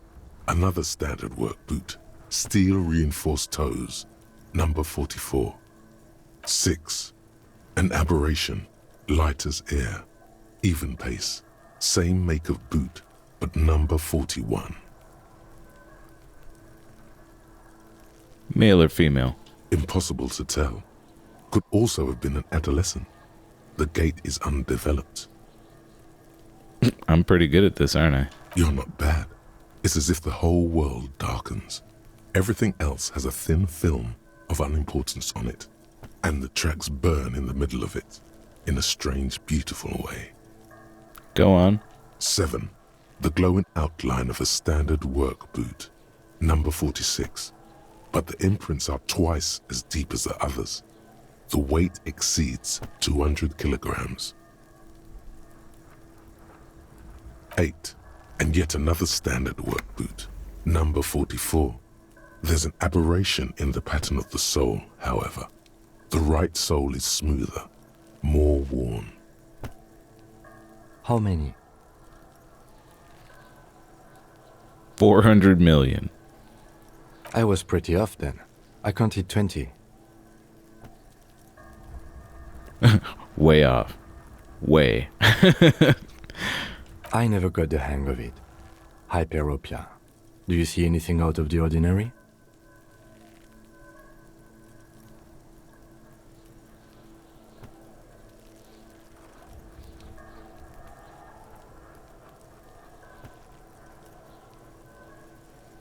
A woman or a kid? Okay. How do you know? He knows it's hard to discern sex from a person's gait.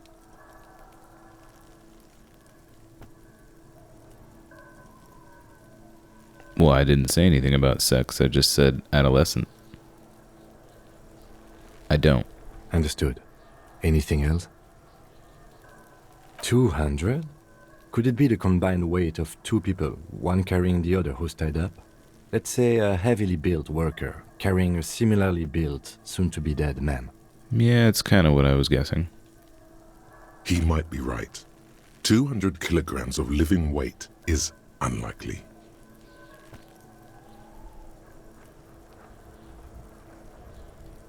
Possibly, yes. But why? Yes, they could have used a makeshift stretcher or just march him up to the gallows.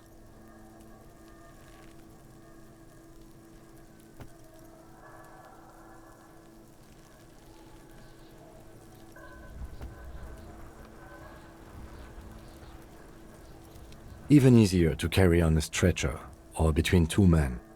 Anyway, it's for future consideration. What else can you see? Interesting. Let's name it the odd soul. Someone operating a workbench with a pedal, like a joiner at the harbor. Or maybe a drummer? A drummer? That's stupid.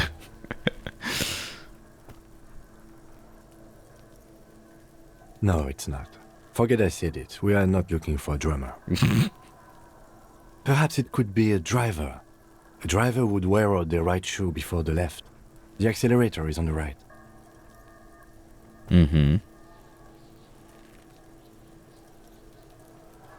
We should keep our eyes open around the traffic jam.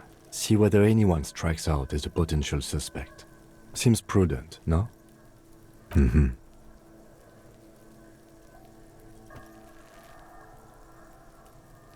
A week, maybe? 7 days would fit the time frame provided to us by the caller, who reported the hanging. It is not impossible. I pulled last week's forecast for coastal Havashol. 7 days below freezing. The day before, the day of his hanging, was the last warm day.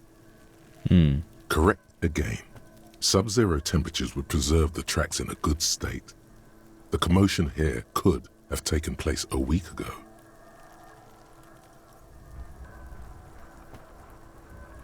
What do I think? A mob of people brought something heavy to the tree.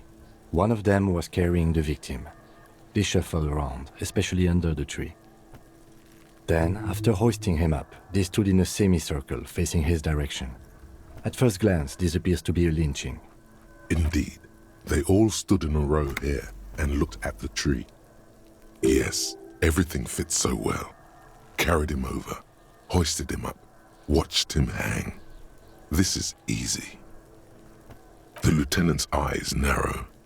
He's thinking to himself. Either way. What else? Interesting.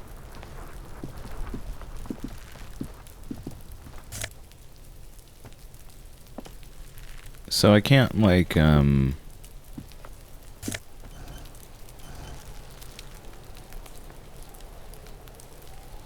Oh, that's money.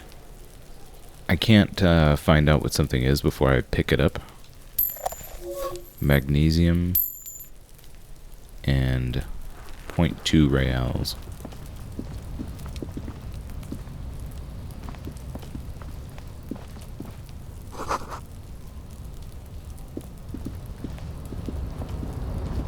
An inconspicuous pile of the roofing material, eternite.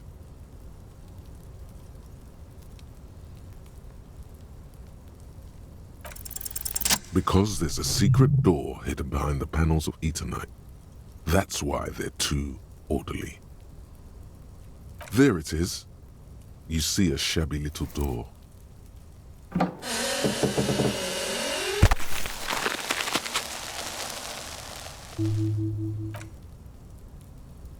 What is this then? A tool shed? Let's investigate. In a moment.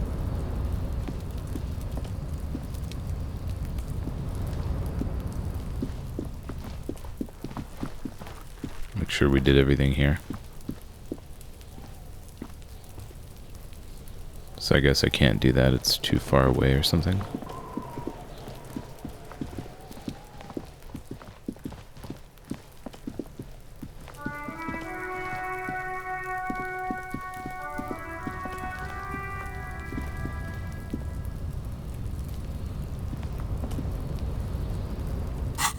What's in here?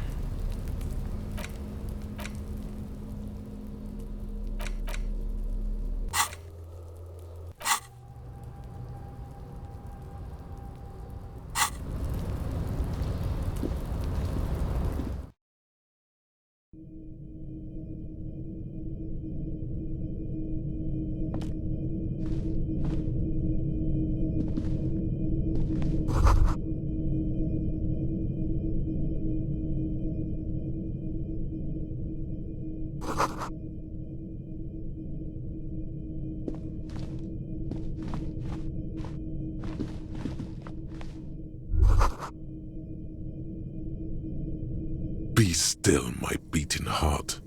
It's amphetamine, sweet amphetamine. The lieutenant isn't studying the powder in the mirror. He's studying you. There's a good vague way to ask where he stands on drug use. Professionally, I mean.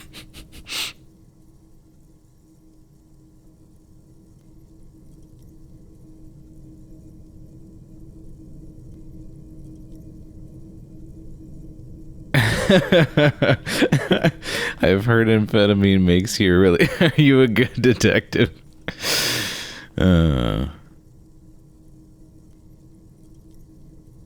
Perhaps not.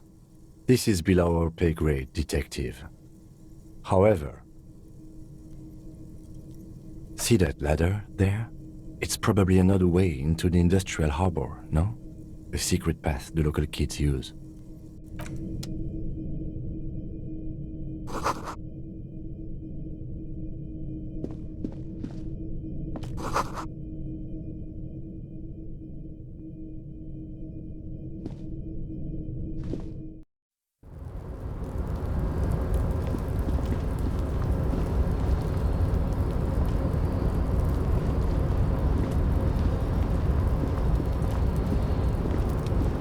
Out of the way, Kim.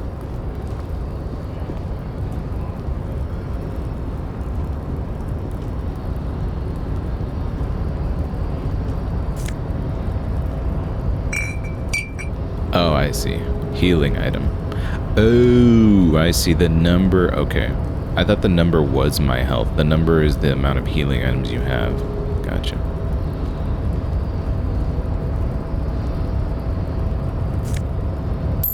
Money. More money. It's gonna take a while to get 130.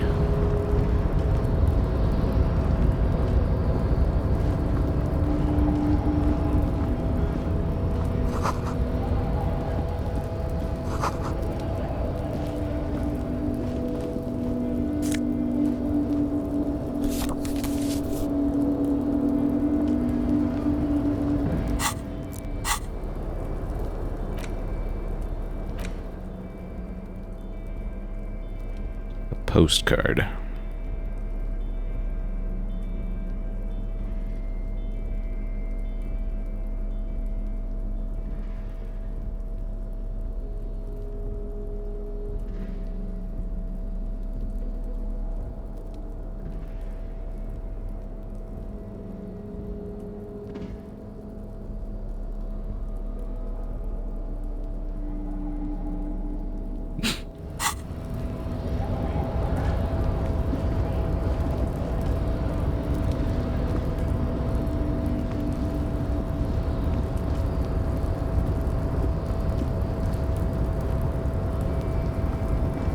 Oh, really? I'm gonna walk all the way back up here?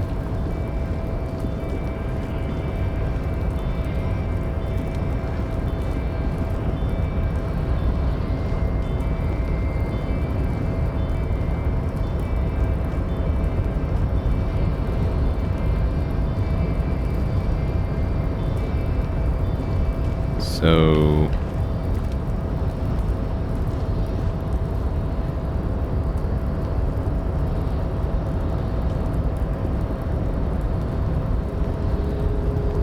Looks like someone left his tarpaulin cloak hanging on the railing here. Yes, it's probably yours. It bears the RCM insignia, and you have a habit of being careless with your equipment. You could probably make the jump. You look like you've done some track and field in your day.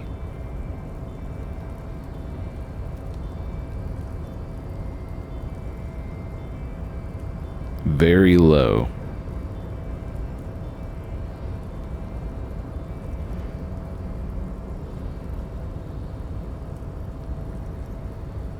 Look around. The wind is aggressive up here. The lieutenant looks at the enormous crane towering in the distance over the container yard. Then he turns back to the sad piece of fabric flapping in the wind. Yeah, I don't think I'm gonna go for that jump. I don't need to break my leg.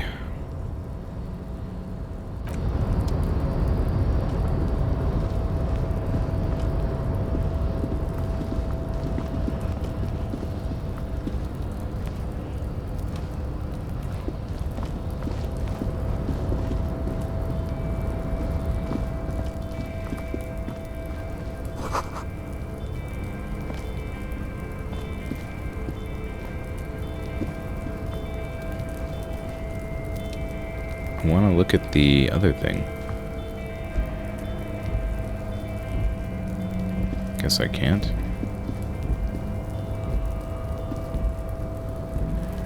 So, is there nothing to do up here?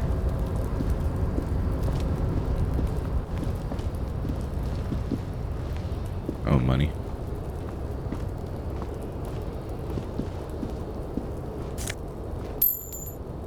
Some money up here. I guess the only thing to do up here is get your jacket, but I don't think I have enough.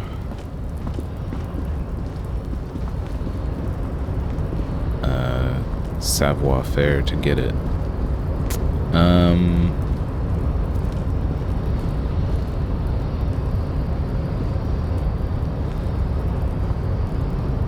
Yeah. Alright, back down.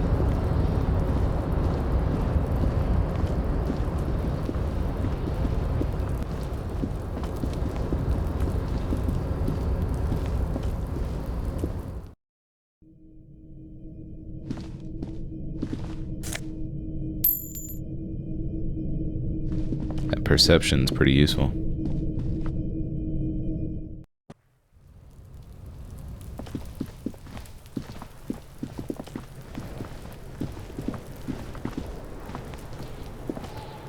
This trash container is locked. The sliding lid has a padlock that says, whirling in rags. There's something in there, not necessarily connected to the case, but still. The body is downwind from here. Maybe you prefer the smell of garbage to the smell of death.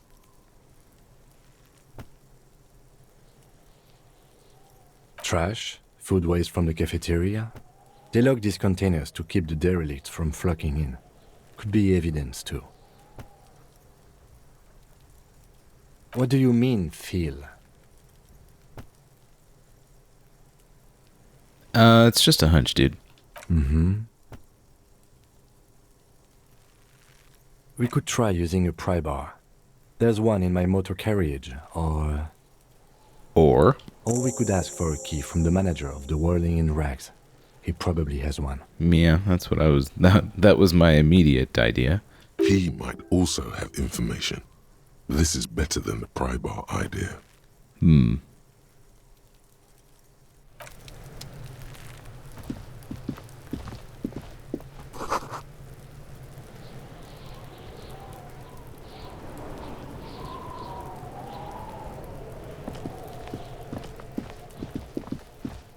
Alright, what do we got to do?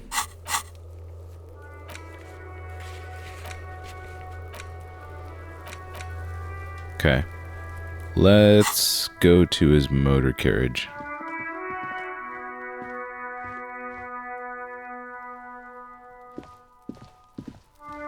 You see a set of tire tracks in the brown slush that covers the plaza mosaic.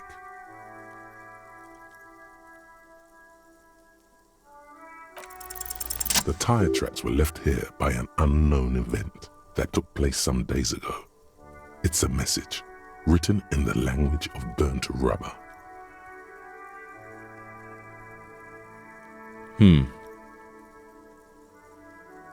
Some of that rubber stuck to the tiles right in front of the Whirling in Rags. This is point A. The driver started there and then accelerated straight into the fence. The driver proceeded to back out of the yard, barely stopping before hitting the adjacent building. Before heading south, must have been in a hurry. You are correct. This is a rather motor carriage-friendly city. Somehow that makes you feel scared. You don't know why. I'm not sure. There are plenty of traffic accidents waiting to happen in Martinez. With the jam right here on the roundabout, I would keep them separate. You could follow the track south. There seems to be a canal there. See where they went, if you find the time.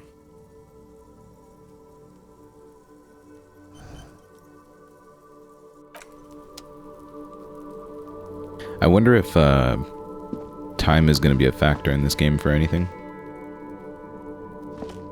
An old call box with a matrix of push buttons lists all the companies in the East Delta Commerce Center.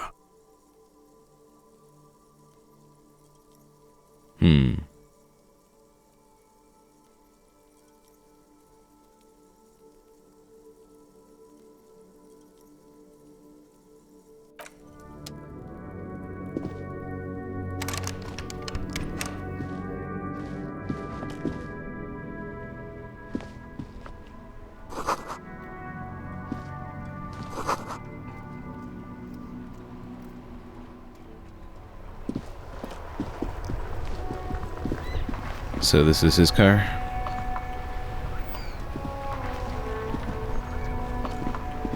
Before you stands a motor carriage. The bodywork is covered in blue and white livery, bearing the number 57. Vapor emanates from the large engine on the back of the vehicle. It hasn't had time to cool off yet. This must be the infernal machine that toy from oblivion, the Caprice Kinema motor carriage. In the cabin, you are welcomed by a set of steering levers, a radio microphone on a hook, a pull-out toolbox under the seat, and the soft glow of the fuel preheater gauge.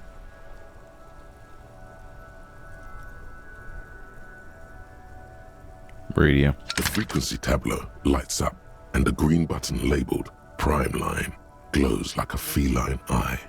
And then you hear something. The soft purr of electrical kittens, radio waves cast far and wide over the metropolis. A woman's voice greets you through the static. This is Precinct 57. Hello, Lieutenant. How may I assist you? Hello, Alice. Please assist our colleague from the 41st Precinct here. I'm putting him on. Come in, dispatch.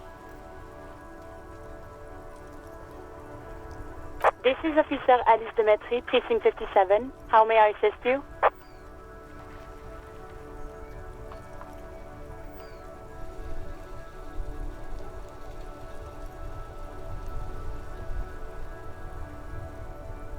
Just a second, officer.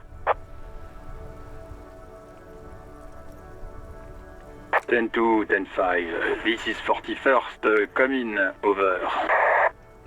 A scrawny old man sits in a dusty cubicle, smoking, with a large white rectangle sewn on his vest.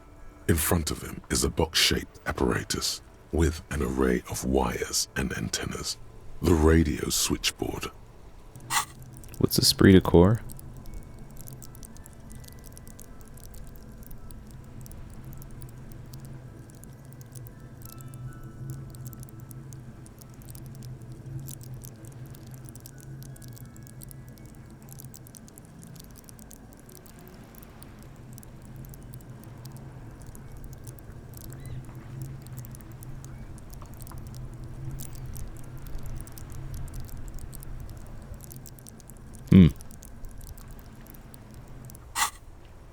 The man uses relay code. You've got this. You're a cop, and cops know relay code.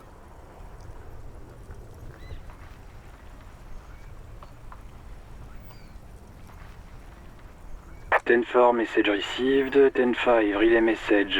What's your status? Over. 10-18, state your message, sir. I'm in dire need of financial assistance.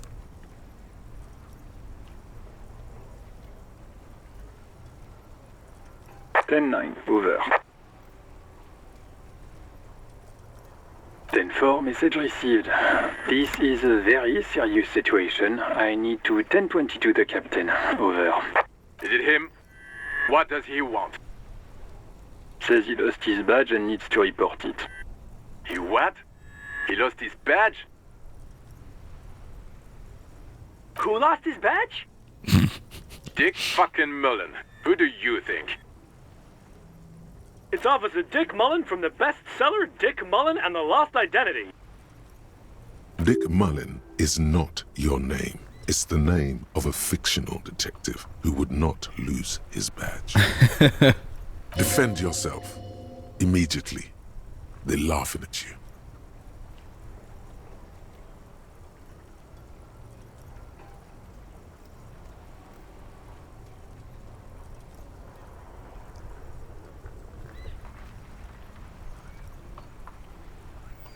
10-4, I hear you, officer. I'm just going to make a note here that you are in pursuit of your misplaced badge. Over. Fuck me! Mac, come here! You've got to hear this. Dick Mullen lost his badge. What's going on? Super Cop here lost his badge. He lost his what now? His badge. He lost his goddamn fucking badge. Yeah, can we just stop saying lost his badge? He asks you to please stop saying he lost his badge. Why? Did he find it? Sergeant Orson was wondering if you found your badge yet. Over. You don't have a comeback. Sorry. It's hard to think like this. He's not replying. Looks like he's still looking for it. 10-9, come again. I didn't get that. Over. New heights even for Captain Sober. Ask him. Ask him if he's lost his gun too. Sergeant Orson wants to know if you lost your gun too. Over. Check your pockets. Check your... Holy fuck. You don't know where it is, do you?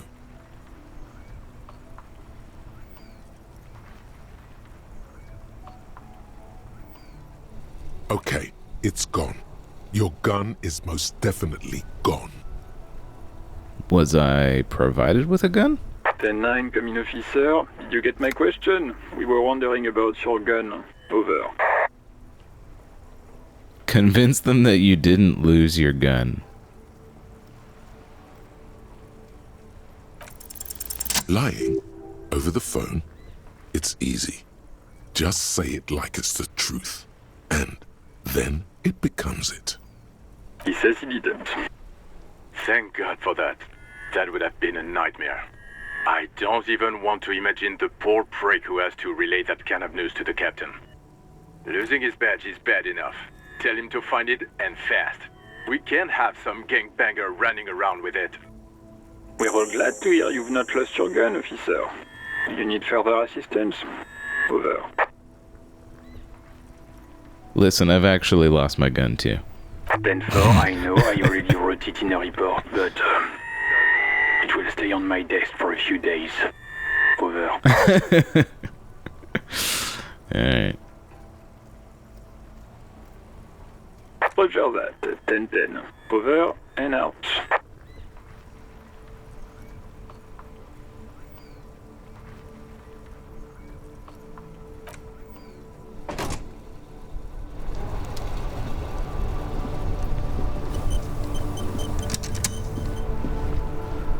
Pretty interesting game. The worn and beaten wooden planks of the bench do not look overly comforting. We can sit on benches after we've solved the murder. Let's go. You can revisit the bench if you ever need to pass the time when Lieutenant Kitsuragi is gone.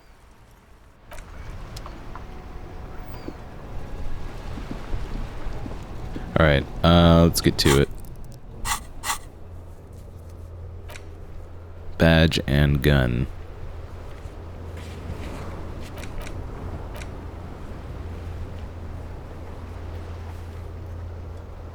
Oh, maybe I should have asked the kid where the armor is. I didn't know that was a task. Okay. I didn't feel the need to ask the kid that because the kid was not helpful, but I guess I will.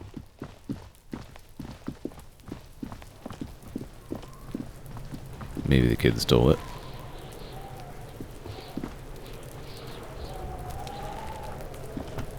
Fuck does Kuno care?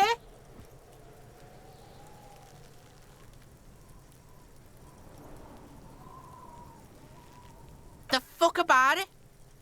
Kuno doesn't give a shit about the armor. Kuno's fuck-gimp's got one big thing wrong with him. He's a fucking mutant. Look at him. Fucking growth hormone shit. He's a giant. The armor's too big for any man. Kuno doesn't give a shit about that freak armor. Kuno threw that shit away. Kuno tried to get the helmet on. It was too big. Kuno kicked that shit in the sea, rugby style. That shit means nothing to Kuno. Yeah, that shit means nothing to Kuno. Kuno doesn't give a shit about material shit. Kuno's a fucking monk. You wanna fuck on someone about that armor? Go fuck the mustached union fuck. The jolly troubadour shit at the gate. Yeah, cocking boot. You know that jolly union cow fucker? Came around talking about cows or some shit. Came around pretending like he cares about cows. So yeah, he's the one you want to talk to. He's fucking crazy about that armor shit. Coming here pretending like he likes cows. Trying to catch a peep at Kuno's armor. Go to the gate. Ask him yourself. Curious, my liege. Why did Kuno feed you this information? Yeah, Kuno's doing charity today. Kuno Day. Kuno feels sorry for you two loser pigs. Kuno's doing pity now. Still, seems suspicious. He may have it in for that guy. Or you may be paranoid. That is also a possibility, sire. You're testing Kuno's patience here. Get lost, The shack. You found Kuno's secret door to Kuno's secret shack. It was closed for 5,000 years. How the fuck did you get in? I pushed the panels aside, Kuno. And then what? You fucking there. You fucking Kuno's kingdom. He's trying to fuck at you again, Kuno.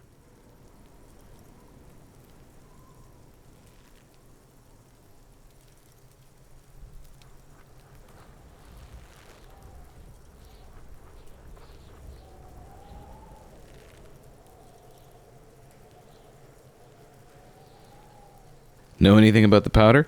That's where Kuno gets his daily hit of electric. Kuno Shazam. Kuno rides the fucking lightning in there, pig. Bet you'd like to ride the lightning too, wouldn't you? You feel tired and old, but you could have that sparkle in your eyes. Oh, that? Kuno decapitates pigs. That's just a Kuno demo tape.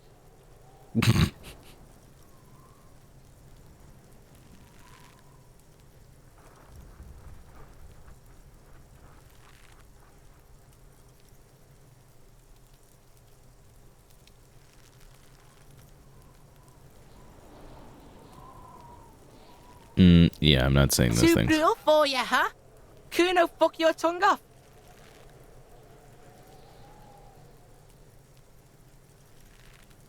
Of course you want back in there. Everyone wants back in there. Is it? You got pretty fucked. Kuno's surprised you've still got your head after all that. Whatever, piggy. Course you fucking can. How do you think Kuno made all the docky boys his gimps? Just gotta fly, pig.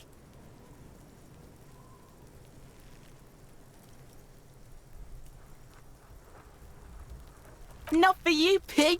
Kuno can't wait to see you get all scared and shit your pants. Kuno can't wait to see you shit your fat pants. That's all there is to it then. Don't be a pansy. Just jump. Good call, Pigmeister. Don't come and talk to Kuno about his kingdom. Kuno doesn't fucking care. Alright, I wonder...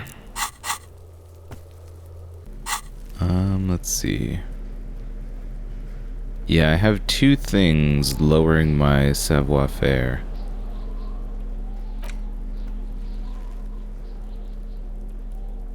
Let's see how likely I am to make it if I take off my clothes that are lowering my chances of making it. Forgot to do that.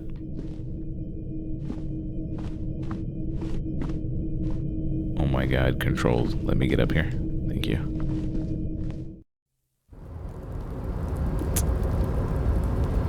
Yeah, it might be easier if, it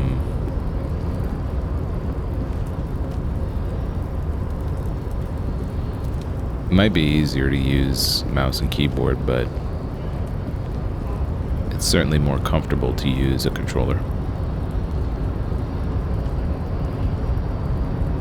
Take your time, buddy. A tarpaulin cloak is still caught on the railing. No one has claimed it for their own. So it's not gonna let me take my clothes off in the middle of the thing. So not right now. Take my shoes off.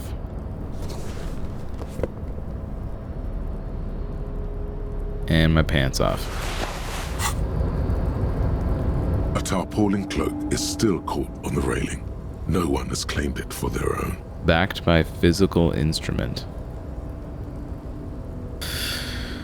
Yeah, I mean, seems like a bad idea still.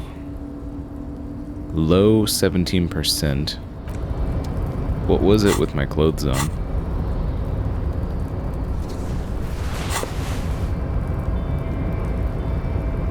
A tarpaulin cloak is still caught on the railing. No one has claimed it for their own. Well, 17% is better than 3, but I don't know what the I don't know what the downside would be. Like, would I break my leg or something? I don't know.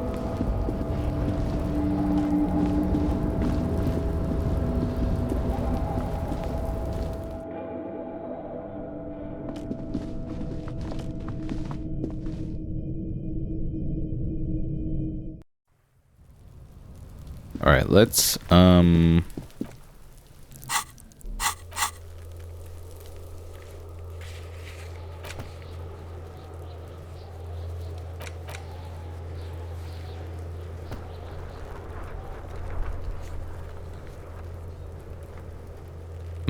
yeah. I did forget about that. Let's go do that real quick.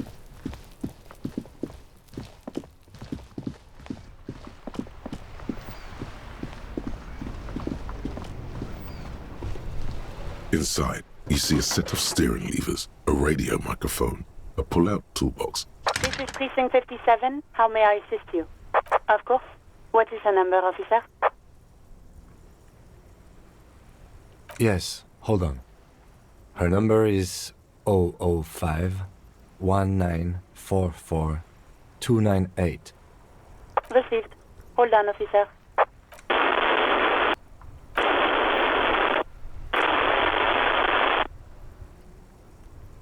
Lieutenant Kitsuragi slowly begins to tap a little rhythm with his right foot. Quite a lot of time has passed.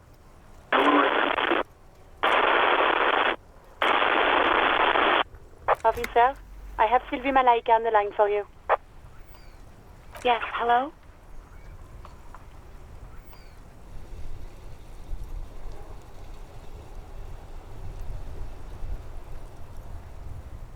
Oh, right.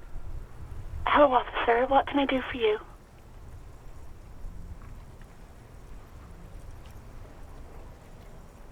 No, not me. No, sorry. I don't. Not a lot of people have phones around here. Copper thieves take the wires. People don't have the money to have the cables put in again. They use the Union's phone, or the one on the coast. So the Union has a phone, and there's one further down the coast. Got it. It was someone else. We'll find them sooner or later, officer. It just might take a while. Yeah, go on. I think I have everything I need. I do hope so. Please, don't call me again. Bye. Yes, you have obviously done something to upset her at the Whirling in Rags, when she was still working there. I'm not mad, it's just... You were so drunk and so emotional all the time, and then the skua thing happened. Just made me want to quit. So I did do the bird thing. Yes, obviously. You were the worst client I've ever seen. And I have seen so many assholes in this place. I've had sailors fighting, union guys grabbing my ass, kids stealing booze. Once a guy was glued to the karaoke machine every night for 2 months. But you... Well, You were worse than all of them. Honestly, you were getting borderline aggressive. Even about little things like not turning down the volume at 3 a.m. I even liked one of those songs you kept listening to on repeat. No more. I hate it now. We Go On by the O.O. I can't listen to it anymore. You've turned it into a parody. To hell with that song. Then there was your room. Your project. An experiment to see how bad it can get in there. I tried to send the cleaner, but you wouldn't let me. Threatened to make me understand. I had no idea what you meant, and I don't want to know. And then you screamed something about how you're a piece of shit human being, and why does anyone even let you work as a policeman? That you'd fire yourself, but you can't even do that. And then I had to deal with your toilet. The one you clogged with police documents, causing water damage downstairs in the kitchen. Yeah, it's my bad. I won't even mention you waving your gun around, harassing customers, threatening to sing karaoke, threatening to kill yourself. The ones I had to wrench out of your toilet. Damn it, I don't remember what I did to your damn papers. I don't remember every little thing I do. Especially when there's a hurricane loose. It's your fault for losing them, not mine. Something in you wants to immediately forget about this, as if there was a reason you threw them away. No, you really weren't. You were simply the worst.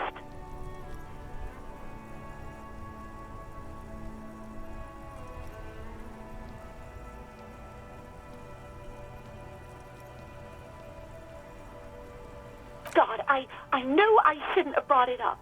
Just try not to call me again, and let's pretend it never happened. The stuffed bird, the great skua. You threw it against the wall while screaming, "Fuck that bird," and laughing like a maniac. I figured that was me.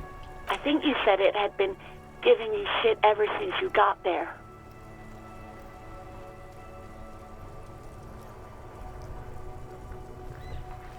This sounds like me. Didn't seem like you had fun doing it, though. You hear a sigh of relief on the other end of the radio. Wordless, the call breaks. Then, the already familiar voice. Anything else I can help you with, officer? That'll do it. 57's over and out. In the cabin, you see a set of steering levers. Alright, what now?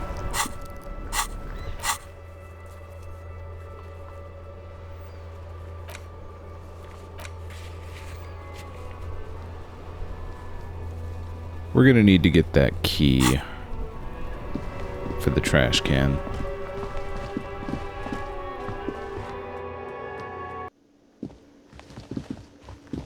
What do you know, lady? Hello, sweetie. Her eyes move up and down your person as though taking your measurements. Her attention is scientific. Why, you are, officer. And have you found anyone to be sweet to?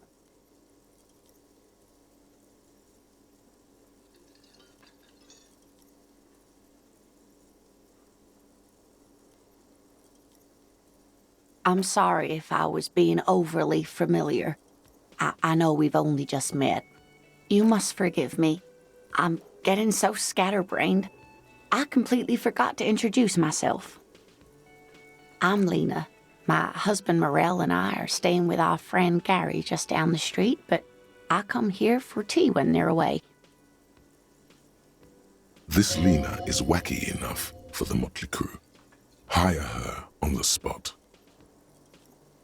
You seem to be in a chair.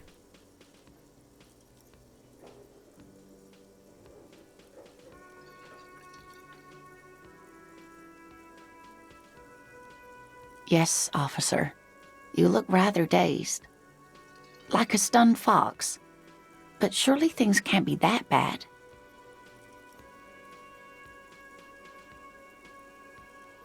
You know where we are, right?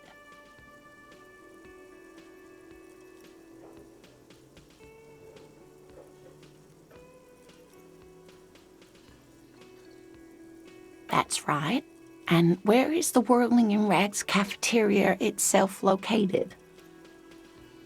Yes, indeed. We are in the fine city of Revachol. How would I even begin to tell you? Revachol is the most beautiful city in the world. We're fortunate to be here, you and I. I haven't seen very many other cities personally, but everyone says so.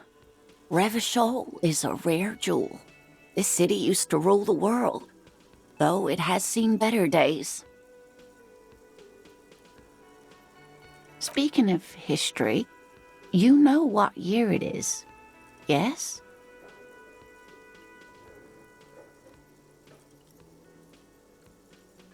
Spring of 51.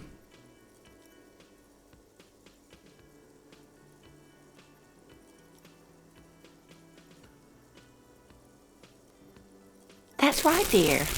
How splendid. Here, take this pen. Knowledge should always be rewarded. What did I get? Oh, I can't look. Her relief is palpable. She was getting pretty worried about you there, but now she relaxes her shoulders. I can tell that this is taxing for you, so I'll just ask one more question. What regime are we living under? What mode of government? What a question.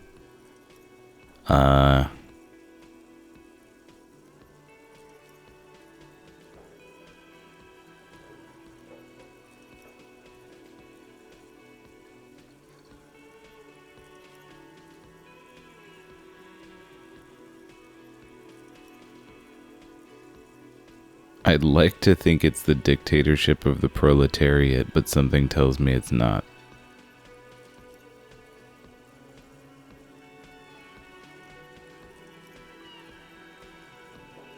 Oh, sweetie.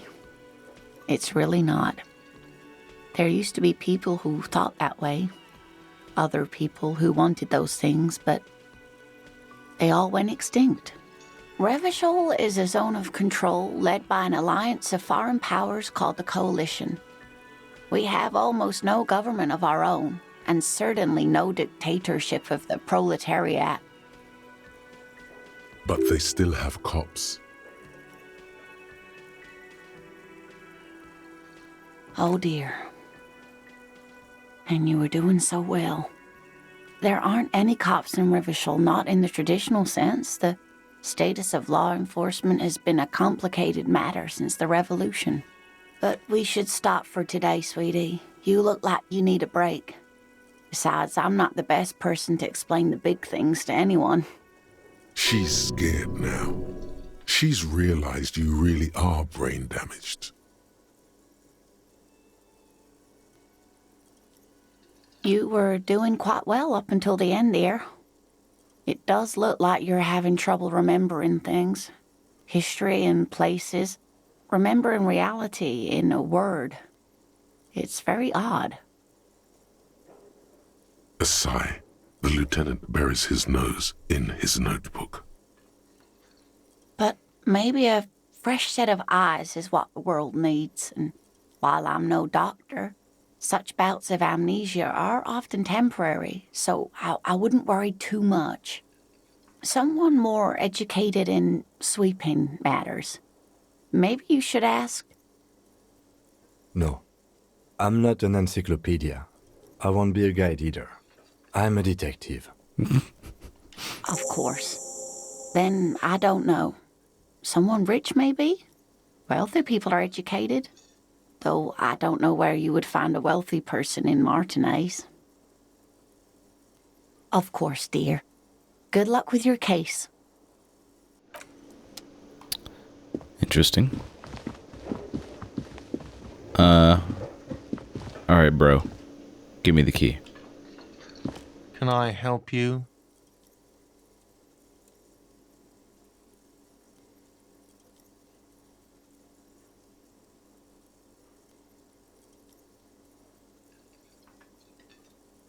Mine? No, it belongs to the Whirling in Rags.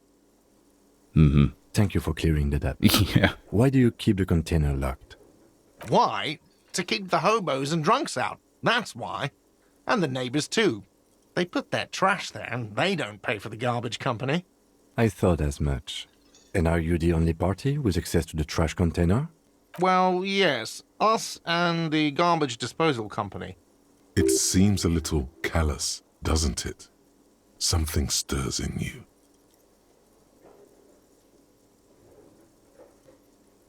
Prod at him and find out.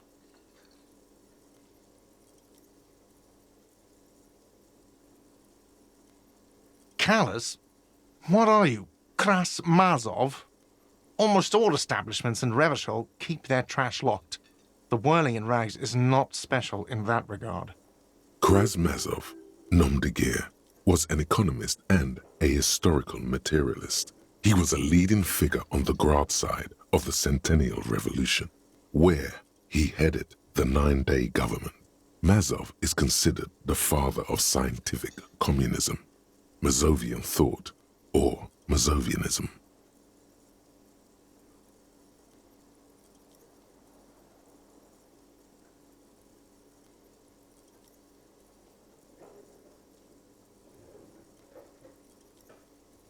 He killed himself.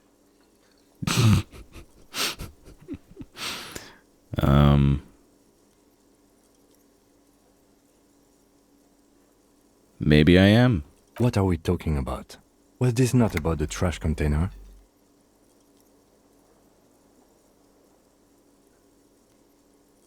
Was there something you wanted?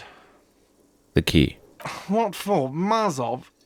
Are you planning to nationalize my trash container? It concerns the case. Please cooperate. Just bring them back once you're done, please.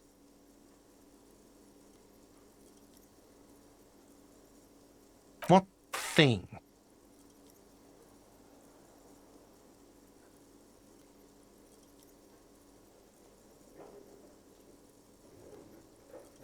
Yes, not the whole damn union, thank God.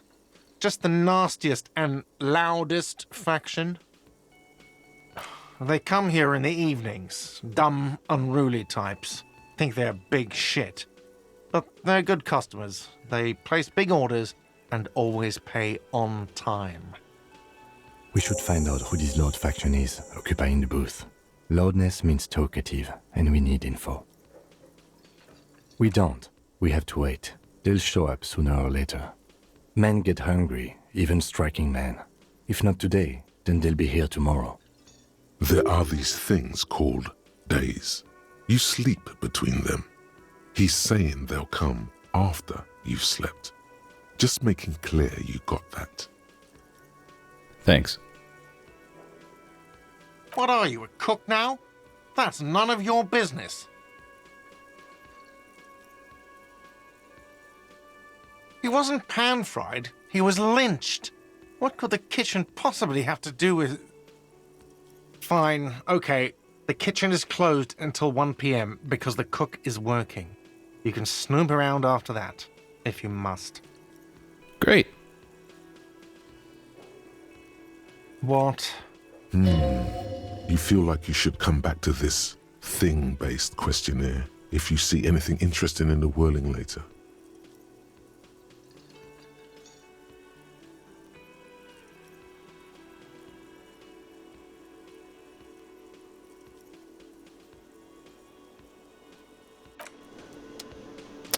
All right. Let's go check on that dumpster. Oh yeah, what else did I get? Green ape pen. Weird.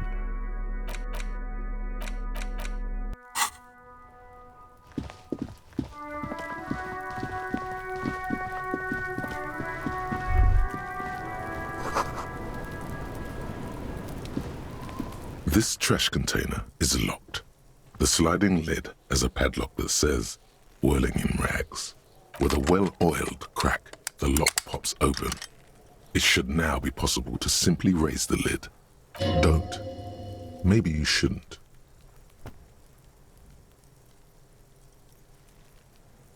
There is, but you won't like it. Sweat forms on your brow. Your hand is still on the lid.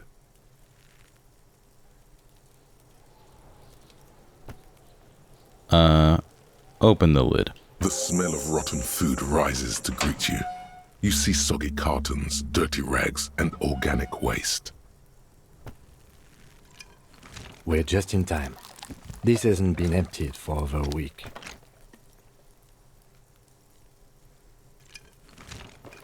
You see milk and egg rest with one broken egg in it. Some pasta wrapper. Picking up the soggy packages somehow feels familiar. Good thing I got these gloves.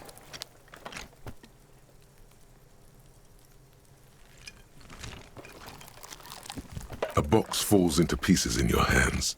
Batiste Soleil cereal. There are plastic pasta packages below, and turbo noodles. Nothing of note, however. Among the threadbare kitchen towels, something catches your eye. A pair of denim trousers. As the legs of the slime-covered jeans begin to unspool from the garbage, a rank corpse smell fills the air. The victim's clothes? Cadaverine odor is faint. If these belong to the deceased, they were removed when he was still in the early stages of decay. Drop them in here, officer.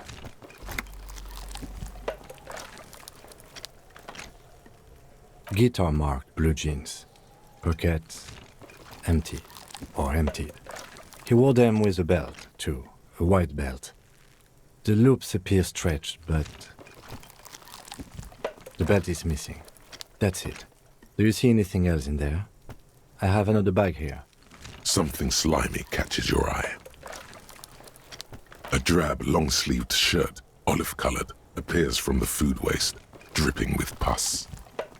This is a military-type overgarment. No label or serial number. This is the kind of rib-knit shirt that's worn over light armor to conceal it in an urban scenario. Anything more? The rest of the rags are just kitchen variety waste. A yellow old mug that catches your eye. But other than that... All right. We should go to Gart again and ask if he knows who put the clothes in the trash. It could be as simple as someone from the hostel cleaning the yard. Or that one. I'd advise against confronting that force.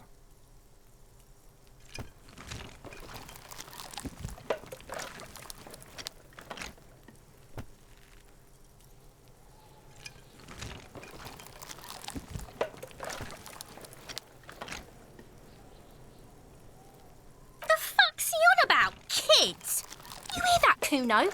He thinks you're an infant or something. See? The lieutenant nods, then looks back into the trash container. It's just organic waste, cold and slimy on your hands. Apple and potato peels, mostly. Unidentified sludge, and the occasional chicken bone thrown in for good measure. But hey, nothing. It's nothing. Nothing more to see here. What's this?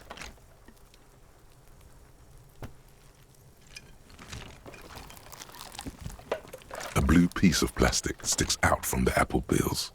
It's shiny. Looks like the corner of something. Something larger. A clipboard. A blue plastic clipboard with moist papers hanging from it. They look badly damaged, but you can still make out forms and notes, written in a man's handwriting. Officer, is that your paperwork? I have no idea what you're talking about. It is. Look, the plastic has the RCM street grid on it. You've even got an autopsy form in there. If you don't mind my asking, how could you have let your paperwork end up in the trash?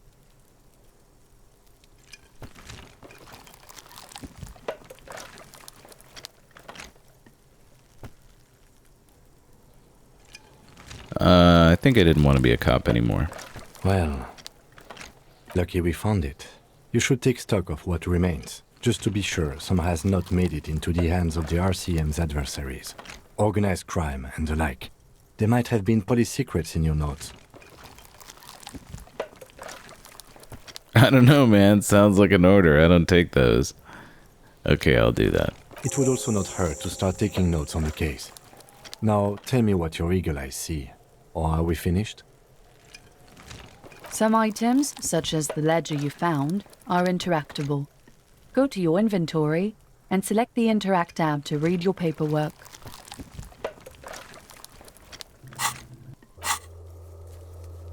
I can't do that right now.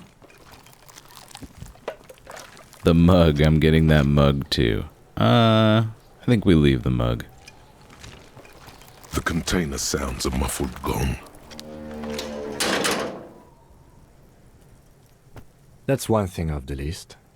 I think we got it all.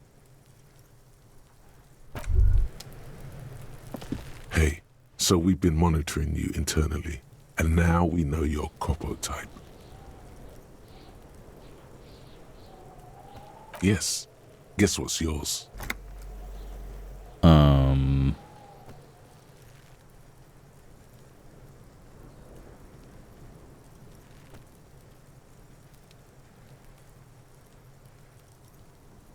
Cool cop?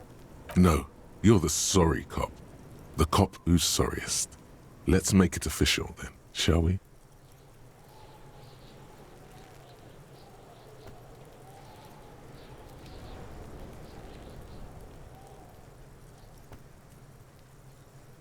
What are the other copper types? Oh, you know. Apocalypse, Superstellar, the advanced interesting cop, liquid shadow cop. But you're too sorry to say those things. So, here we go.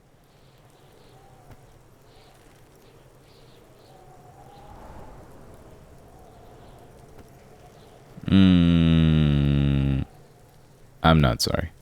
No, you don't. Come on. You'll be back to saying sorry in 2 minutes. Stop wasting time and begin the repentance.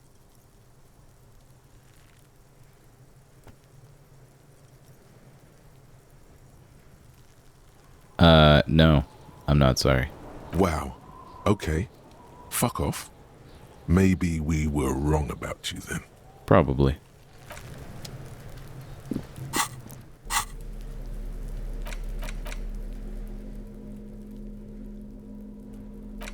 Oh, I see if it has the interact symbol.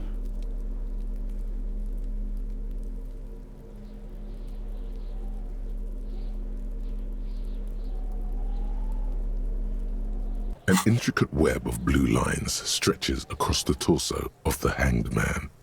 From the right shoulder to the solar. It still kind of looks like a map of the stars in the night sky. But something's not right. Gone. For you to discover. You've gotten as far as you will without assistance. Someone who knows about history could tell you.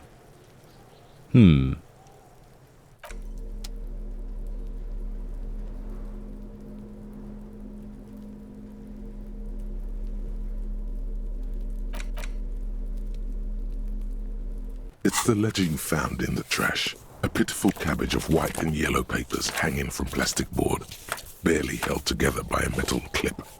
This sad display is made complete by the faint smell of urinal cleaner. There's a piece of toilet paper, or is it cleaning tissue? No, it's toilet paper, desperately sticking to the back of the blue plastic clipboard. It's a metaphor for you. Thank you, waterlogged ledger, for spelling it out for us. Below the pathetics, terror. Do not look into its blue heart.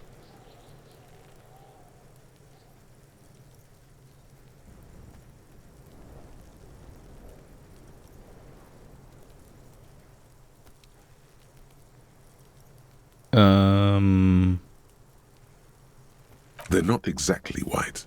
They're yellowed in patches by sunlight and alcohol, and covered in dense blue handwriting. Ink escapes into watercolor patterns, reaching its tendrils across entire pages. The paper itself is checkered, with faint red lines, forming short paragraphs. Once in a while, there's a red stamp that exclaims, "Case files commit to paper." The case files themselves are plenty.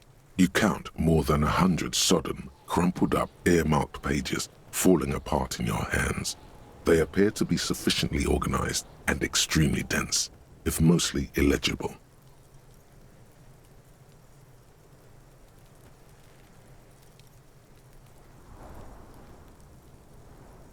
Work, strife, poverty, the Jamrock Quarter. These are handwritten logs of investigations dating back to January 51, this year. The exact number is hard to estimate due to missing pages and an odd naming convention. But there are at least 20, maybe 30 cases undertaken, not completed, mind you. It's the middle of March. You have attempted 2 cases a week on average. Is 2 cases a week a good caseload, Lieutenant?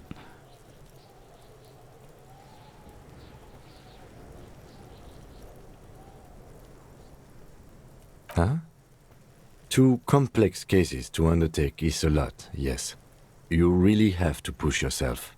I would not suggest it, lest you start making mistakes.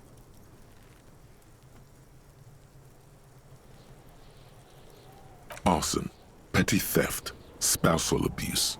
Handwritten logs on dozens of investigations date back to January 51. Stamped case files, commit to paper. These are your last couple of months in Revachol, Precinct 41, Jamrock Quarter. Yes, it appears you employ a, shall we say, robust yet literary system. Each investigation has its case number written on the margins. Yet, still more tellingly, most are accompanied by a name. A title, one might say even. One that draws inspiration from snoop fiction and vespertine cop show staples. Yes, all caps. One is called The Next World Mural. Another, The Square Bullet Hole Murders. Another yet, The Unsolvable Case. Others appear more light-hearted.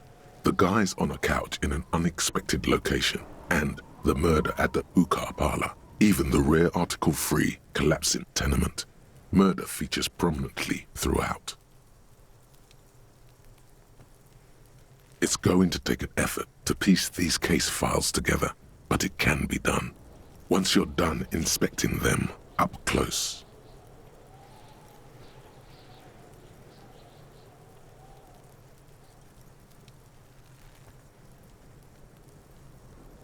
There is, for precisely one more. 15 pages near the end remain untouched by the damage. The checkered grid forms a structure of passages, breaking the case into subtasks to accomplish. Once all the tasks are accomplished, the case is complete. The tasks you've completed flow out of the kind green ape pen in a brash freehand similar to the rest of the letters. The wording comes easily. It's almost robotically simple, a language developed for mental rigor and simplicity. Inspect the victim's body. Get the body down. Interview the cafeteria manager. It's not exactly poetry, but poetry would be out of place. A satisfying slash sounds across the paper. You're done, it seems to say. And you, and you. Things to be done and things already done. The composition of reality.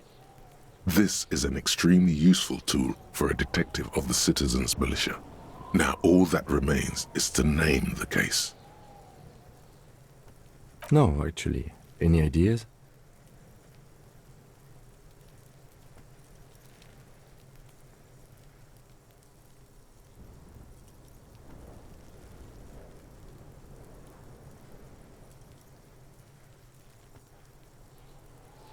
The Setting Sun. Okay.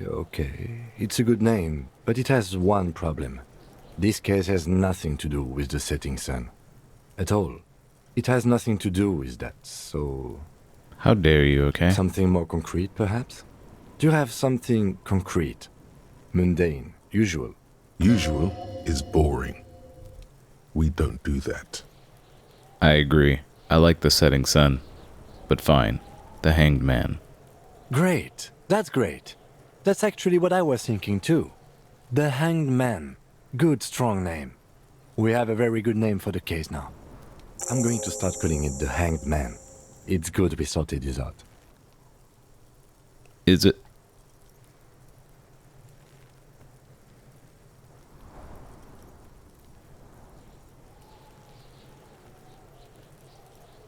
You don't exactly close them, so much as distance yourself from the smelly papers.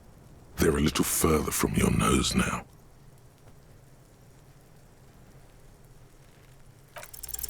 Yes, you can piece them together using the alphanumeric code on the margin.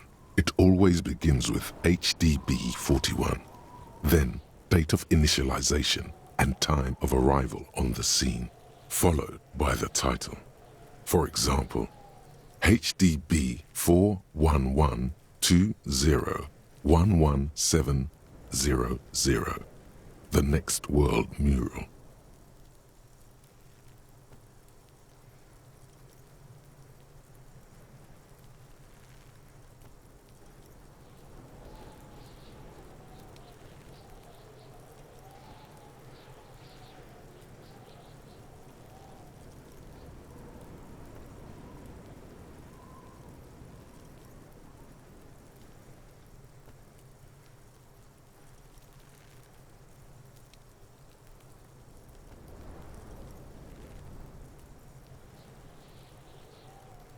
"41 is your precinct. It's safe to say those are the initials of the officer responsible for the case. Your initials.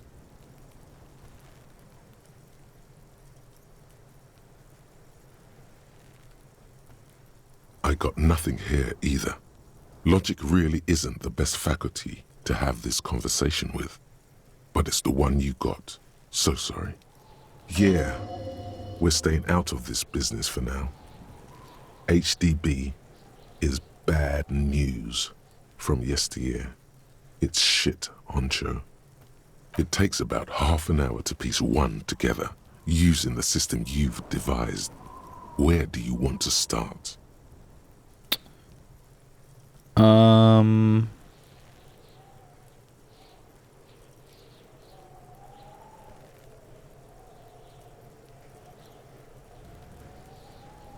AKA Leslie and Burke, AKA the public indecency drunk and the property damage drunk, is a cursed case. It has been passed from unsuspecting officer to unsuspecting officer for 10 years. On January 29, the unsolvable case made its way to you. Why you accepted it, it is unclear. Every officer, and indeed most civilians in Jamrock, know it's unsolvable. Leslie will always take his pants off when he's drunk. Burke will always trash everything. It's just what they do. It is their nature. You cannot change the nature of a man, and you can't lock them away because public indecency and small-scale property damage are not punishable by incarceration. The only way for Leslie to stop flashing his genitals to bypassers and for Burke to stop dismantling signage and rear-view mirrors would be for them to stop drinking alcohol, which, in their 40s or 50s, it's hard to tell because of their distorted features, is a medical improbability on par with you ceasing to produce the expression. You would think that, but you're wrong. Where's the fun in exposing your genitals or breaking stuff in your own home? No, Leslie and Burke are on the corner of Main Street and Perdition, because that's where the action is. Can you keep yourself off the streets? Threatening fines, dragging them to the station, locking them up in the hellholes they live in, locking them up in the station, hypnotherapy, even trying to get the local gang of Zemyaki to take them out. The Zemyaki gave them ethanol, so Burke and Leslie would expose and rampage even harder. You tried it all, and still the complaints wouldn't stop, as they hadn't stopped for 10 years. It's plain to see from the files that you, Satellite Officer JV, and Special Consultant TH had more important cases to attend to. You uncover cross-reference to several ongoing investigations, each brought to a standstill every time you drive down Main Street. Because there they are, on the corner of Perdition And what is Leslie doing?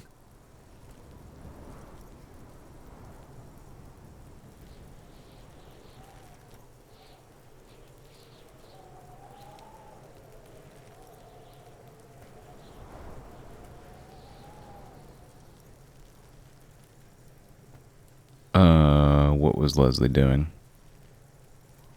Genitals. Good, you're learning. If the files are to be trusted, that's all there is to it. That and Burke breaking things, and the fact that they're both drunk. But then again, so are you. The case becomes considerably less comic one day when Burke takes a swing at your ledger. He must have it confused with the property he likes to damage. But the joke's on him. You're drunk out of your mind on potent Pilsner. You slam the hardened plastic board in his face. Then you proceed to beat him unconscious with it. In the process, the ledger sustains damage. The compartment within, reserved for permeable documents, is jammed shut. You stop your assault on the now unconscious Burke to open it, but are unable to do so. The officer began to cry, reports Leslie, who, at this point, is tending to Burke.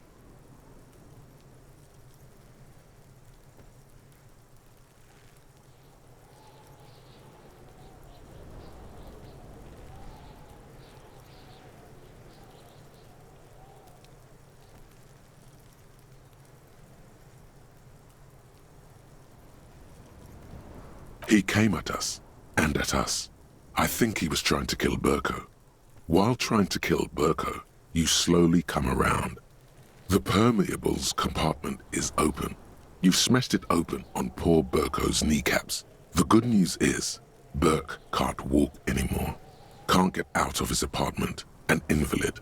With Burke to tend to, Leslie cuts back on the indecent exposure. Maybe he flashes his genitals to Burke. Who knows? But both drunks are off the street. The complaints stop. The unsolvable case is solved. Easy. Which is also why the officer responsible narrowly escapes a disciplinary hearing. The end. Do you want to read another one? Interesting. Not much has changed in the meanwhile. A bunch of sodden papers still sags from the clipboard. In the back, you see thin, translucent copy of paper. Some neon yellow, some bright red, all covered in boxes, like marching armies. These look like official forms, waiting to be filled out. Then rip them from the binder and hand them out, according to type of form. 3. The topmost are misconduct fines, the middle ones are station calls, and the bottommost are field autopsy forms. Each is easy enough to make sense of. You don't have to be an intellectual giant to do police work.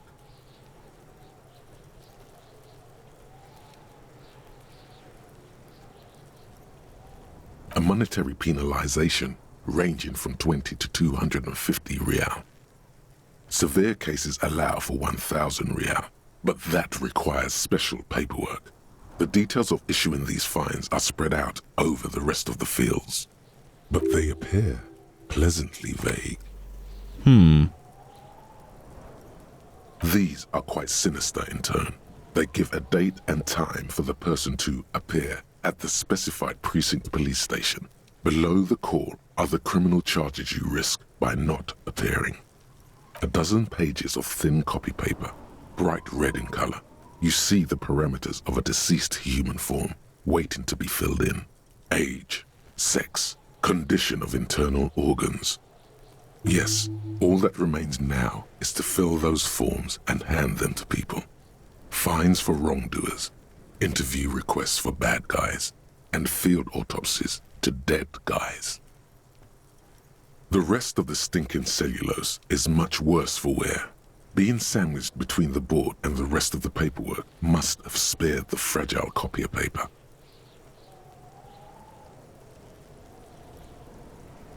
It's just toilet paper sticking to the back of the plastic clipboard. You can take it off if you want. I will. Still wet, the toilet paper peels off the plastic easily. All you have to do is shake it off with your finger and voila! The ledger now looks marginally better. An aluminium block runs the width of the board, biting down on the paperwork. Its crocodile teeth are the only thing keeping the papers together. A regular pencil, the tip worn down to nothing, has been attached to the clip. The surface is interrupted by a silvery sticker. It's rectangular, sparkling with iridescence. You don't know how you didn't notice it before. What? That thing. It's a halogen watermark. We use it for adding information to RCM property.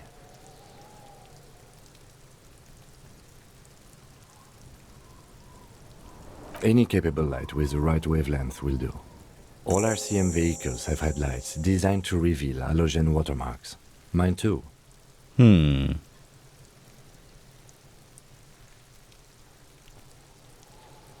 This means you can read the watermarks if you just turn the lights on. It depends. Aside from an anti-counterfeiting stamp, mine has my station number and address. The information varies by date of issue. So I can use that to find out my name. Maybe yours will have how many cases you've solved. Or my name. How many years you've been on the force, he's thinking.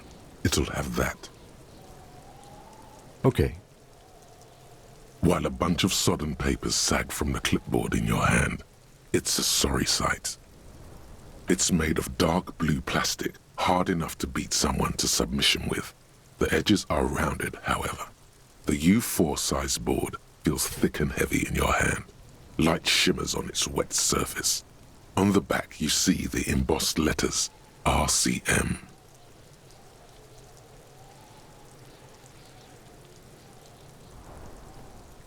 Blue. The blue heart. Don't look into it. Something rattles inside, ever so lightly. Is there a hidden compartment? Permeables. It's not hidden per se. The compartment is made for permeable materials that would get damaged if something happened to it. The plastic shimmers like lapis lazuli, but it is not see-through. You cannot see to its center. With your hands, U4-sized pages hang from the clip screwed to the top of the board.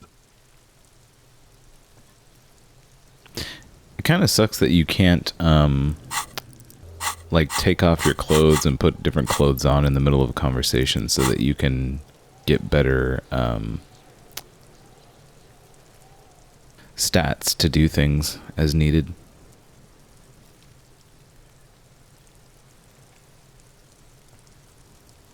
Crack it on the knee like Burke.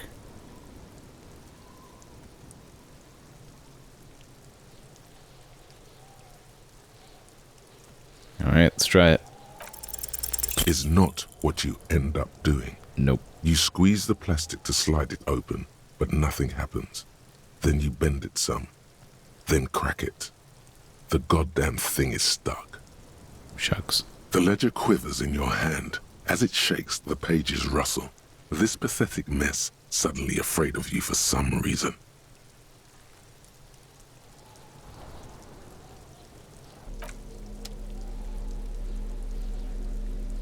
Interesting. Alright, let's go give the keys back to Garda. Is that his name? Gart?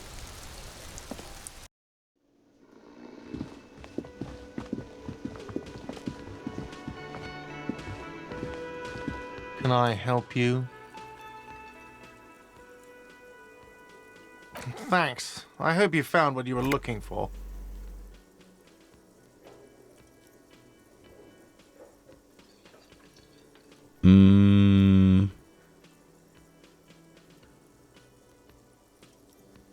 How strange. I certainly didn't put them there. Then why would you say that?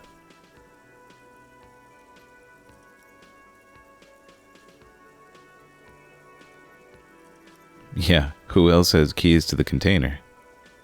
The trash collection service? CS Municipal. I don't see why they would put anything in the trash, though. Me neither. Ah, the elusive CS Municipal. I doubt we'll be able to track down who was sent here last and when. This will have to be one of those little threats that solves itself down the road. Thank you anyway.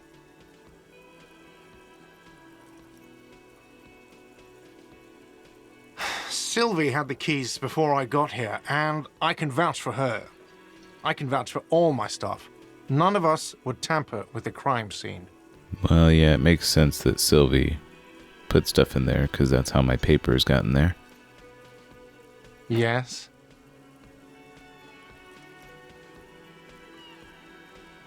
Yes, have you got it? Like what? I was rarely enjoying talking about the money you owe me.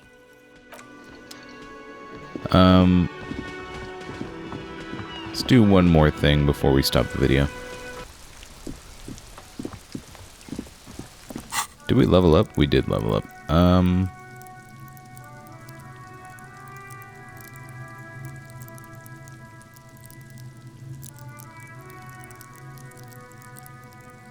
I feel like this would be useful. This would be useful, but this is not something that I can do. Pick locks.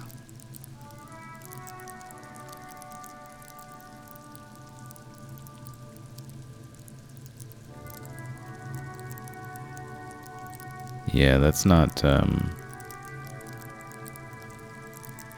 me.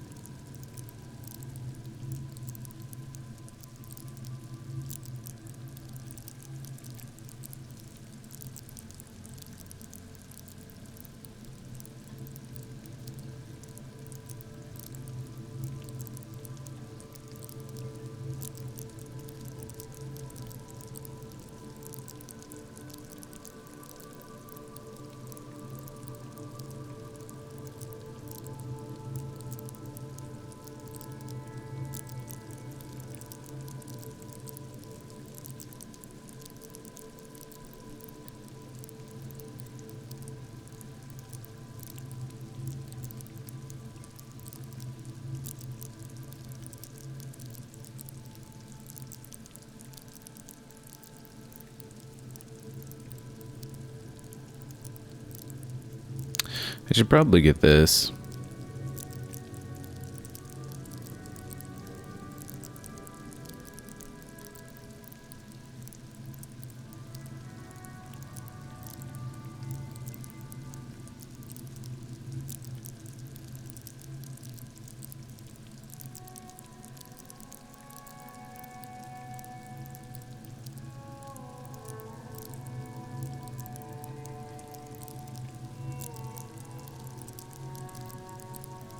Actually, this makes the most sense. Let's get this.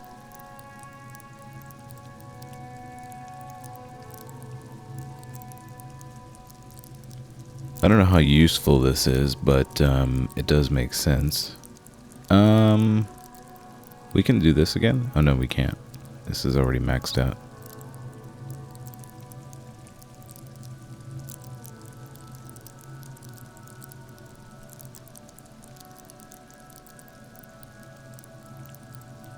I don't understand how this all works, so...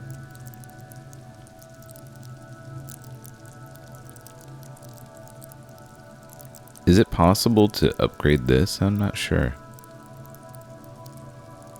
Well, let's go with that anyway. Need to talk to this kid again. Fuck does Kuno care? Yeah? The kingdom of Kuno? The fuck do you want with it?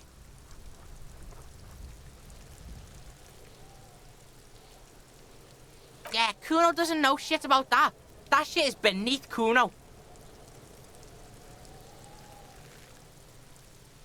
Listen. Kuno doesn't care about this small-time shit. Just listen. Kuno saw what you did there, dumpster diving. Sad shit. Kuno could hook you up with some sweet rags. Shit like Kuno's wearing. Your size, good price. 500 real.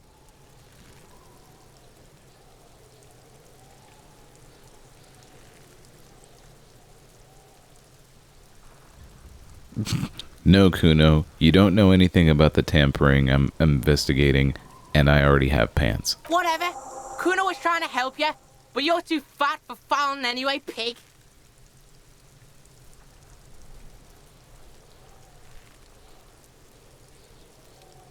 Yeah, whatever.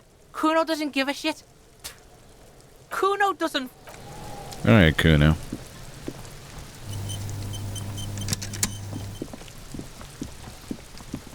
Alright, I think that'll do for now. What do we have to do next? Oh, did I solve the, Nope, still didn't do this one. Okay. Oh, I actually did want to do one other thing. Turn on the lights. Inside, you see a set of steering levers, a radio microphone, a pull-out toolbox, and the soft glow of the fuel preheater gauge. How do I turn them on, Kim? All right. Ready? I turn, you press start. It's next to the preheater.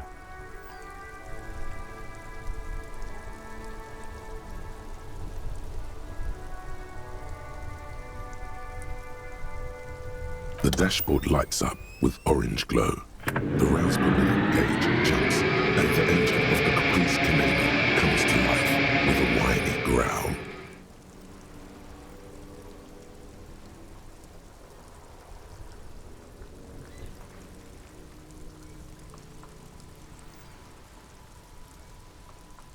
The lights unfold with a little click, casting electrical light onto the ground before the vehicle. There you go. I'll turn them off from the remote once you're done. We just need to stand in front of the machine now.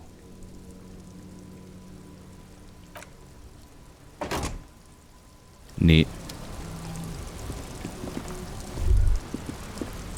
As you hold your ledger's clip under the headlamp, an iridescent hologram appears. A street grid and the veins of a great river. A familiar sensation washes over you. There she is. Revachol West. Around the borders of the watermark are dozens, no, hundreds of micro-perforations. There are many of them, and they are divided into 3 separate rows. The first row has 18 dots. The next is the longest. It runs all the way around the border, and then some. You count 216 perforations. Considering that nice, large number, a wave of pride washes over you, though you can't say why, precisely. The last row has 3 perforations. That's it. Those are perforations. They represent your record as an officer of the RCM. They are your statistics, as it were. I should have guessed you'd keep a record. Officers often do. Let's take a look. Alpha male officers who are proud of their numbers often do. It's meant. The first row represents your years of service. 18 years. Okay, not bad at all. What did you do before you volunteered?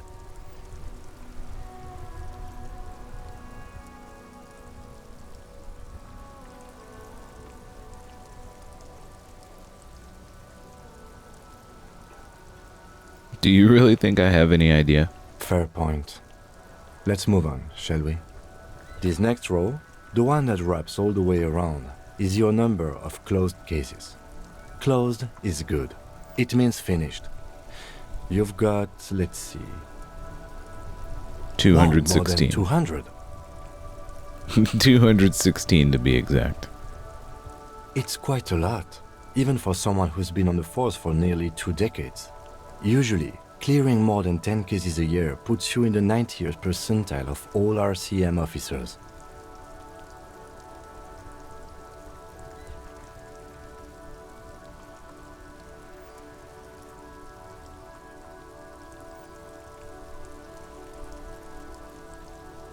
I used to be good. That's some solace, I guess. Right.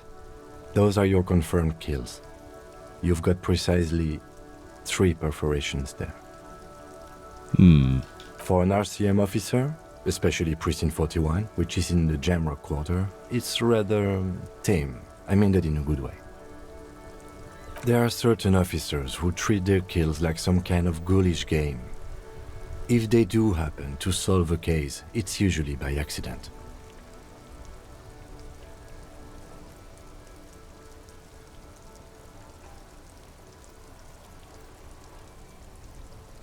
But it seems as though you are, or at least were, one of the good ones.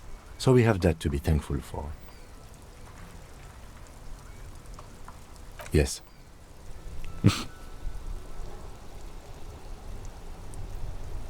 The lieutenant nods. The rectangular watermark is overlaid with the logo of the RCM, and yet the major arteries of Revachol are all recognizable.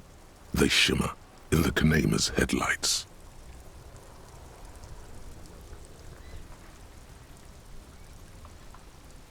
A rat brazenly darts past you and disappears amongst the stopped lorries. In the distance, a child somewhere shrieks. A woman reprimands her in a voice no quieter than the child's cry.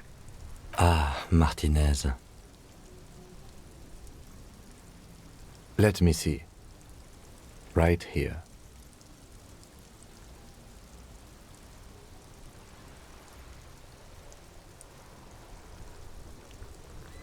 No, it does not.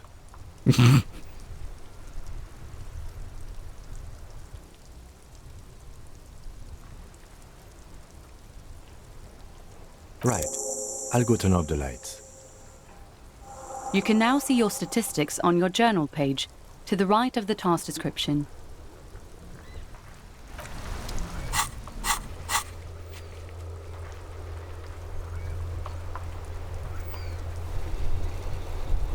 Still don't know my name or my rank.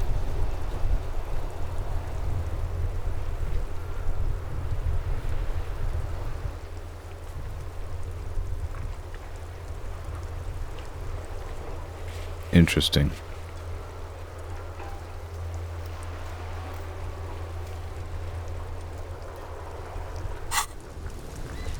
Alright, I think that'll do it for now. Let's go ahead and save. I think it might have saved, but I'll save just in case. And, yeah, very interesting game so far. Excited to see what else we get into. Yeah, very cool so far. Until next time.